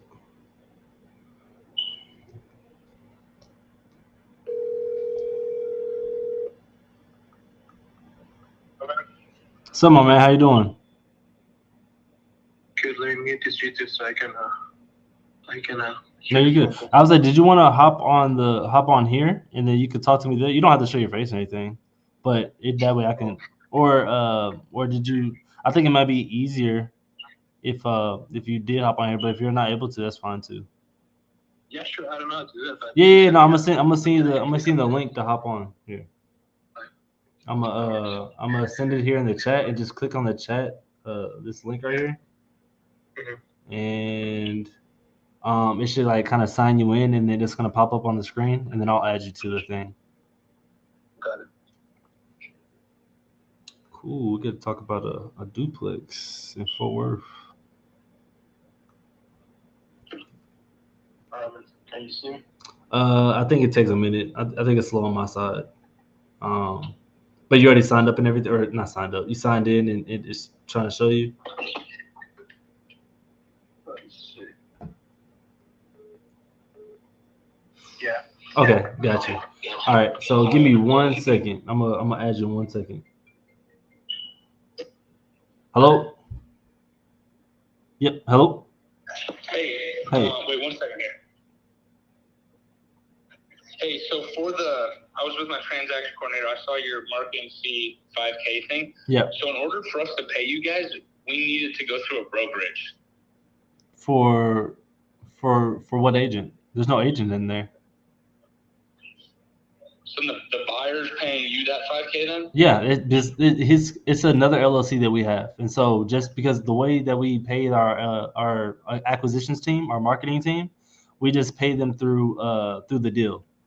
So the buyer's gonna end up paying us, but it's just they're having on the contract to make it easier for our booking. Okay. My transaction coordinator is gonna go she's gonna go ask the escrow officer real quick. Yeah, that's fine. To see if that's feasible. Just want to make sure we work all that out so we're good. Yeah, no worries. Yeah, do you have Brandon's phone number? Do I have whose phone number? Brandon's. Yeah, I'll get that sent over to you. Yeah. And then last thing, did you talk to him about the holdings company? The holdings company. I told them that you guys are gonna send over email. All he really wanted was an email sent by whoever's gonna get the wire. So if it's the title company that sends it, that's perfectly fine. But whoever needs to send the wire instructions, I don't think it matters of who per se is sending it to them. I think it's the fact of if he gets it from the title company saying the title company sent them the wire instructions, that's valid enough for him to okay. I get it. I totally get it. So I talked to my manager too. What I just tell him is like, hey, as long as we get it from the title company, that's good. Yeah, as long as he gets from the title company, he's good. Okay, so then they'll send us that holdings company from the. That's fine. My escrow officer is working on something real quick. We're gonna ask her that question about the marketing. Yeah. Just to make sure that we can do that, and then I will have her send the wire instructions to. Can I use the C74 Elias email as well? Yes. Yeah, the email and then also my email because my transaction coordinator is out this weekend or this week. Yeah. So just send it to me. I'll look it over. Okay. Yeah. So I can't have you on the contract, but I can. No. Yeah. I don't need to be on the contract. That's the email chain. Just want to make sure. Yeah. All right. Cool. Well, give me 5 to 10 minutes with my escrow officer here, and then we'll get it working. All right. Sounds good. Appreciate you. All right, so I'll get his number in a minute. Oh, let me go ahead and add you, my man. Cool. Andres, how you doing, my man? Good, man. Here at home. Cool. What's up? Making calls. There you go. Yes, sir. No, so before we hop into it, I actually like doing this like the last 30 minutes, anyways. Tell me how we met and kind of what your goals are this year. Well, we met this last Saturday morning at the DFW meetup here in Fort Worth. Yep. I had one of my dead leads we made a call with Diego Salazar. He's an agent as well in the area. She was ready. I think he didn't even have to explain subject to anything. The moment he said that he was an agent, she was like, okay, let's look it up. And then I think they're working on a contract right now. Should be a pretty good deal already. So hopefully that goes through. I'm trying to buy that one actually. So really? Fingers crossed. Yeah, I'm trying to buy that one from Diego. So that's in the works right now. But no, that was awesome. So yeah, he had the dead lead. Diego hopped on the phone, knocked it out, and they're ready probably to do some more creative to kind of get that one down. So that was awesome. And it was just great kind of meeting everybody. We were taking action, making calls to agents, building up our confidence and all that kind of stuff. So it was a good meetup. Yeah, I mean, it was really inspiring for me because it's been hard for me to find a group of people that are driven to do something else with their lives. You know, like I work in a restaurant and everybody just wants to work for a paycheck. They don't want to do anything else. And I'm always the outsider. I'm always looking to hustle. I have I resell furniture, resell computers, eBay online. Like I'm always trying to do something else. And I think like with that attitude on real estate, I can probably make some really good money. Yes, sir. Absolutely. And that's exactly it because I had to stop hanging around those group of friends that you're talking about just because they were just in that mindset. I used to work at a restaurant industry as well. And so that's just their mindset. Like they're trying to work hard and maybe work on the weekends and party at night and all that kind of stuff. And it just wasn't doing enough for me. Like it was cool when it lasted, but it gets old fast to me. And so I definitely understand where you're coming from. So cool. What some goals you have for this year, the new year? I need to leave that job. Right. That's like the biggest one. Okay. My goal for that meeting on Saturday was hopefully meeting somebody that needs anybody on their team, and if they can promise me at least 4K a month, I'm shaking hands and I'm leaving my job. Okay. But it's probably hard right now, so I need to keep getting deals and JVM. No, we can definitely start JVing and doing deals, and building up that rapport, just your confidence with it. Because I think you're doing a great job on it. I mean, because obviously they stayed in contact with you because that was a lead that you ended up calling back. So you're taking action, so that's a good start. Cool, awesome. So tell me about this lead you got right now. So I had 35 properties to call today on my list. This was call 16 of the day. It's a duplex here in Fort Worth. Absentee. Well, let me get my notes. Absentee owner. They bought it in 2021 from California because they wanted to start investing in Texas, but they didn't end up moving here. So they rehabbed the property when they bought it. So it was rehab a year ago. One of the properties is rent ready. The other property was rented, but the tenant is out. So it needs a little bit of rehab, maybe 5K, just carpet and paint. A lot of investors are asking them just lowball 100K low. They want to do cash, but that doesn't work. So I pitch seller finance because they don't have a mortgage on it. Yeah. And he's like, yeah, he's heard about it, but Wait, they don't have a mortgage on it? they don't have a mortgage. They bought it cash. Oh wow. So it's a year ago, and I was telling them, man, in California, since they are living there, they're gonna have to pay even more capital gains. So Yeah. that doesn't sound like a good deal. And if they were able to afford 300 cash out of state, that means that they're probably making good money per year.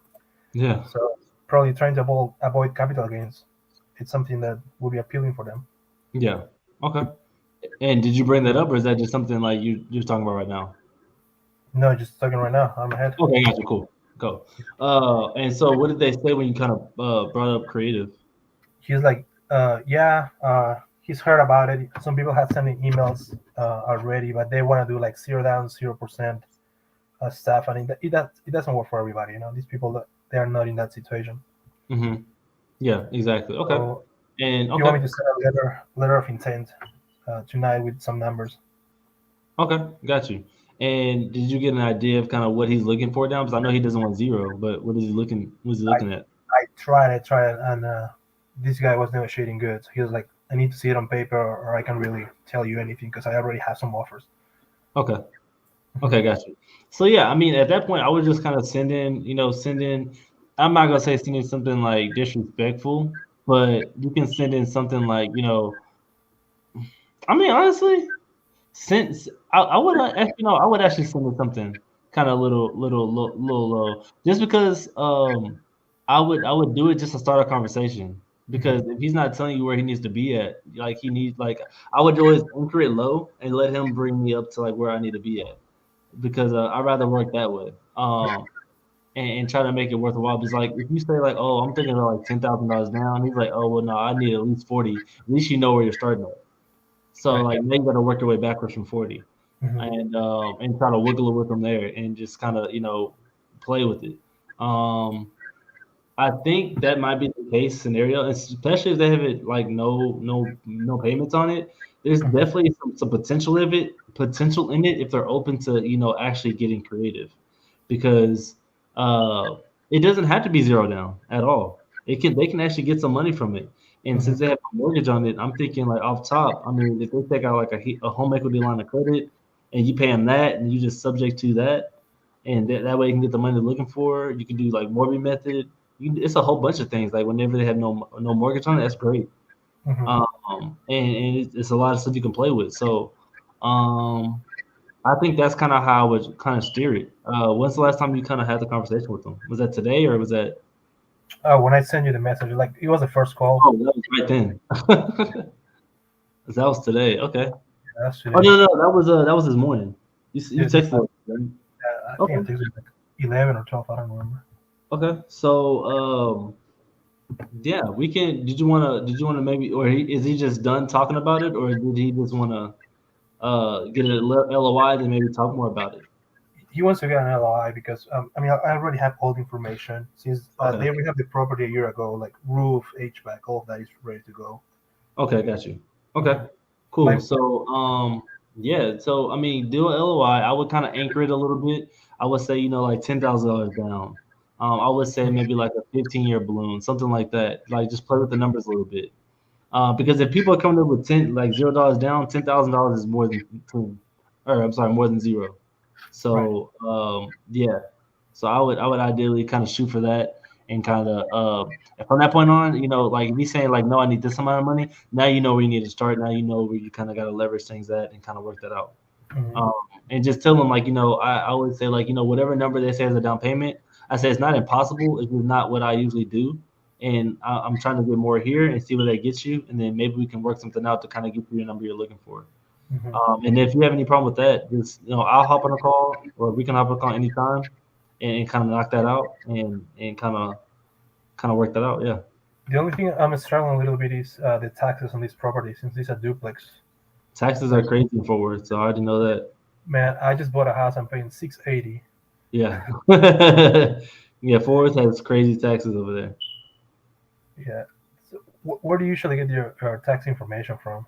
So there's a few ways. How you get directly, I do is I call the tax assessor directly, and I just tell them where the property is located, and they'll just tell me like the right there the yearly rate. And so at that point, I can just divide by 12 and find out what my monthly payments would be. But that's a good way to do it. You can always go like on the CAD, the county assessor, Mhm. what's it called county assessor. I forgot what the D stands for. District, I guess. I don't know. But you can go on that in whatever city you're looking at. Mhm. Or maybe CAD means County Assessor Dallas. I don't know. But yeah, the county assessor's office or whatever, look at there, and they'll usually have like certain folders and stuff you can look into figure out what that is. Another way is I use property taxes. I use Smart Asset. Smart Asset, which I can kind of show you. Victor, I'm gonna get to you one sec. I see you in the waiting room, my man. Let me show them this. So I'm gonna screen share real quick. Smart assets. Where's it at? I usually have this already pulled up. Yeah, right here. So I usually go on smart asset right here. Um, and what it does, this kind of shows you a general area of how much taxes you can kind of expect for property taxes. And you got to be wary of these because it is a new year and properties have like grown a lot since last. So the properties actually going to change from based off what they were last year and stuff like that. So make sure, especially in Texas. Why is my computer going so slow? I wonder if I have a bug or something. That's It okay, man. never goes slow. I can find that. I can It find was that on website. live. But yeah, yeah. Once you go there, you can. Wow, that's crazy. Once you go there, you can kind of figure it out. You want to go because it is a certain way you got to kind of look at it. But I kind of want to show you, but it's not. It's not showing me. It's not letting me do it. But yeah, yeah, and I can go over that with you like on a Zoom or sometime. We can kind of go over the property once you kind of get more information on it. Got it. All right, it's good seeing you. Yeah, one more question before Yeah, go ahead. I have 3 properties that I pitched creative today, and they were open to it. They want to see it on an email. Do you send like a creatability package, like explaining, or you wait until they talk to you on the phone? So you said, do I send like a credibility kind of email beforehand? Mhm.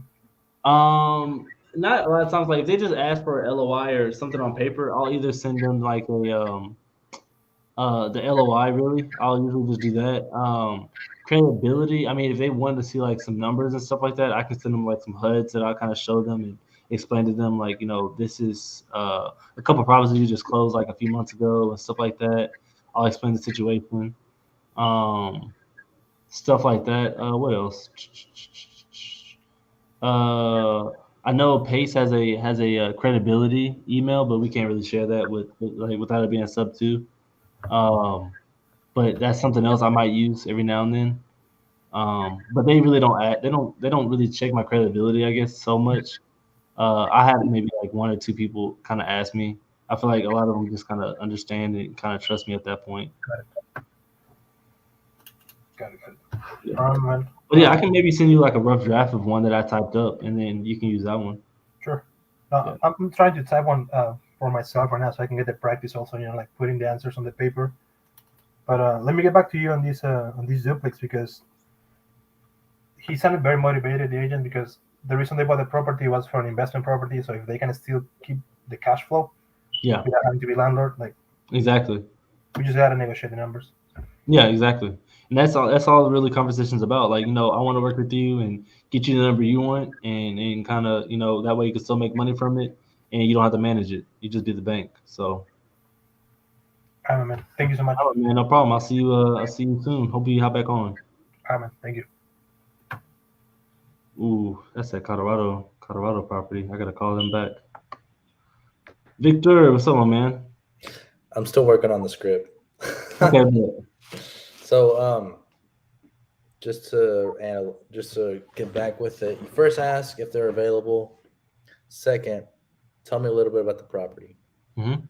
Third, I noticed it's been on the market for a number of days. Do you know why it's not selling? Fourth, I say, hey, is the seller open to doing something creative? And I was also gonna ask, if the agent asks you to like what's creative, how would you explain it to them? So they asked me like, what's creative, and then I'll kind of say, well, does the property still have a mortgage, or is it paid off?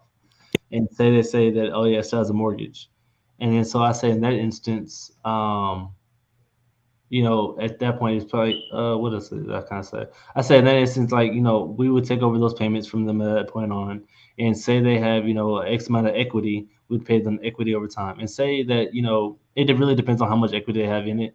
And that's why I say it depends on how much equity they have in it. We'll also pay them their equity. That way we can get to that price that they're looking for. Okay. So you say, does it have first? Do they ask you about terms? Does it have a mortgage or is it paid off? Okay, Yeah. and then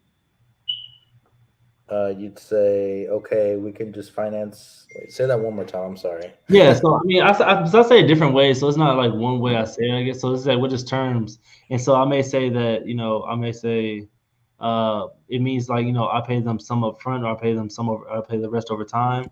I'll say it that way, or I may say does it have a mortgage or is it paid off? I may just straight up ask them that, and then they'll tell me which one it is. Or yeah, and then if they say like, oh, it has a mortgage, I'm like, okay, well, how much are they looking to walk away with? I may just ask them that, so I don't have to kind of get into the equity point. I'm like, how much are they really trying to walk away with? Yeah, the reason I'm asking is I'm trying to put it on the script. I don't know how to write it down on the script. Oh, well, yeah. So I mean, I guess the happens I used to use a script too, and then I guess it gets to that point where you just have to kind of just play with it, with whatever you kind of feel like the conversation flows. But I would say that I would just play with that rebuttal a little bit. Like, what is creative? I would just kind of play with which one feels more comfortable with you saying. Because at the end of the day, what do you really need to know? You need to know if it has a mortgage or if it doesn't. How much the seller really needs to walk away with. So you want to kind of frame your questions around stuff that's actually gonna kind of actually give you some actual feedback that you need. So like you need to know that information. And that's just a easy way to kind of figure it out. And to see if they're open to taking a upfront payment up front and then the rest over time. I'll give you some now. I'll give you some now. I'll give you part now. I'll give you some over time. So like, yeah, we can just I'll say, hey, does it have a mortgage or is it paid off? Oh, it's paid off. Well, what we can do is we can put a down payment, and we can actually finance we can finance their equity and actually give them full value. I feel like when I use too much words like finance and stuff like that with agents, instead of keeping it simple with them, they're like, oh yeah, no, I don't like they just, I don't know. It's like they want to throw up. Yeah, they get turned off. And if I just keep it simple, like, I'll just pay you some up now and I'll pay you the rest later. Like type thing. And they kind of say like, well, when's later? I'm like, well, that's up to the seller. They tell me like how long they feel like hold that note. It really depends on them. Like I want to keep everything open to them. Oh, I was about to say like, well, how long you can pay them off? It's up to the seller, right? Yeah, it's like up to the seller. Like however long they feel comfortable. Or as long as I can. Yeah, I say if it was up to me, like I want to hold it forever. But I typically leave that up to the seller, whatever they feel comfortable with and stuff like that. So that's how I kind of pull that off at, because I don't want to use too much big words and stuff like that, because they just turn off. They're like, finance? No, I don't know about all that. So you'll say I could put some down, and what else? Yeah, so I could pay you now, or I could pay and I'll pay the rest later. And then that's when they kind of I want to get them asking me more questions about like how to do creative or whatever the situation is. Okay, okay. And then I forgot to say. So let's say I remember the 3 questions. Mhm. Let's say they want to do a purchase. What would you say after that? Like they want to do a purchase. Then I kind of break into a third party story about the deal that we just did. It was like, oh, we just did a deal where, the seller was going through the exact same situation where, they need to buy a property and they couldn't sell this property to move into the next one. And so we ended up coming in, taking over their payments, giving them a good size down payment towards their equity, and then paying them the rest over time. And that helped them with their new mortgage payment because nowadays, uh, mortgage rates are really high. So that extra $300 helped them make their payments a lot lower because now it's just money they're getting every single month. So I kind of used it like that way, and they're like, "Oh, okay, that's really smart actually." And Right. yeah. So pretty much say that one more time. It's because for me you got to double check with me. Yeah. So no, I would say I forgot what I was even talking about. See what I mean? Well, I was saying about The third party story. the third party story, yes. So if they want like a bigger purchase, I'll bring up a third party story, and I'll bring up, we just had a seller that we just closed on their property going through the same situation. And then actually our situation where he was actually buying a new property as well, and needed to close on this one to buy the other one. And so we gave him enough down payment to cover his down payment for the next property, and also he's getting $300 payments. Every single month, so it can help counteract his mortgage, his new mortgage payment, make that a little bit lower for him, and also he was able to fund the same day, so his lender let him do it, everything like that. So a lot of the fears are, I need down payment money from other property. I covered that. My lender will let me fund if I sell this property with my DTI. We covered that. So all the worries that they would have, I kind of want to hit in the story. So that way they like, okay, well, if this happens, then I can kind of refer like, stuff like that. Okay. I wish this was Somebody know what I ask. I wish there was a script pre-made instead of like asking. I might make one. Questions, bro. I might make one. Because I don't think it's gonna be too hard to make. Because I mean, there are a lot of rebuttals, but at the same time, like, there's always an answer to the rebuttals, and so if I can think about them. So look, give me all the rebuttals you can think about, and I'll make like I'll get like a thing to send to you about the rebuttals. Like, you want me to tell you, or you want me to like text you everything? No, text it to me because I'm not gonna remember it. Okay, yeah, I'll write And it then down. I'll probably have to think about it, and then I'll send you like the text rebuttals. Like I'll give you like probably 2 to 3 rebuttals that you can use against, or 2 to 3, rebuttals you can use against those objections. Okay, so you said we just had, for when you're making a story, we just had a seller that had the same situation. We gave them their down payment and paid them around like $300 a month. And then that's it. Yeah. Okay, and after that, after you mentioned that they want to do a bigger purchase and they like it, what would you do next? You say, hey, would you then set up a 3-way call, or you just wait for them to see if the seller? At that point, I would say, yeah, let's set up a 3-way call, or if you want me, or I usually always hope they can just get me on the phone with the seller. And I know that's probably not going to happen. So I'm like, I don't mind a 3-way call. That way I can educate the agent at the same time. Hopefully they'll bring me more deals, stuff like that.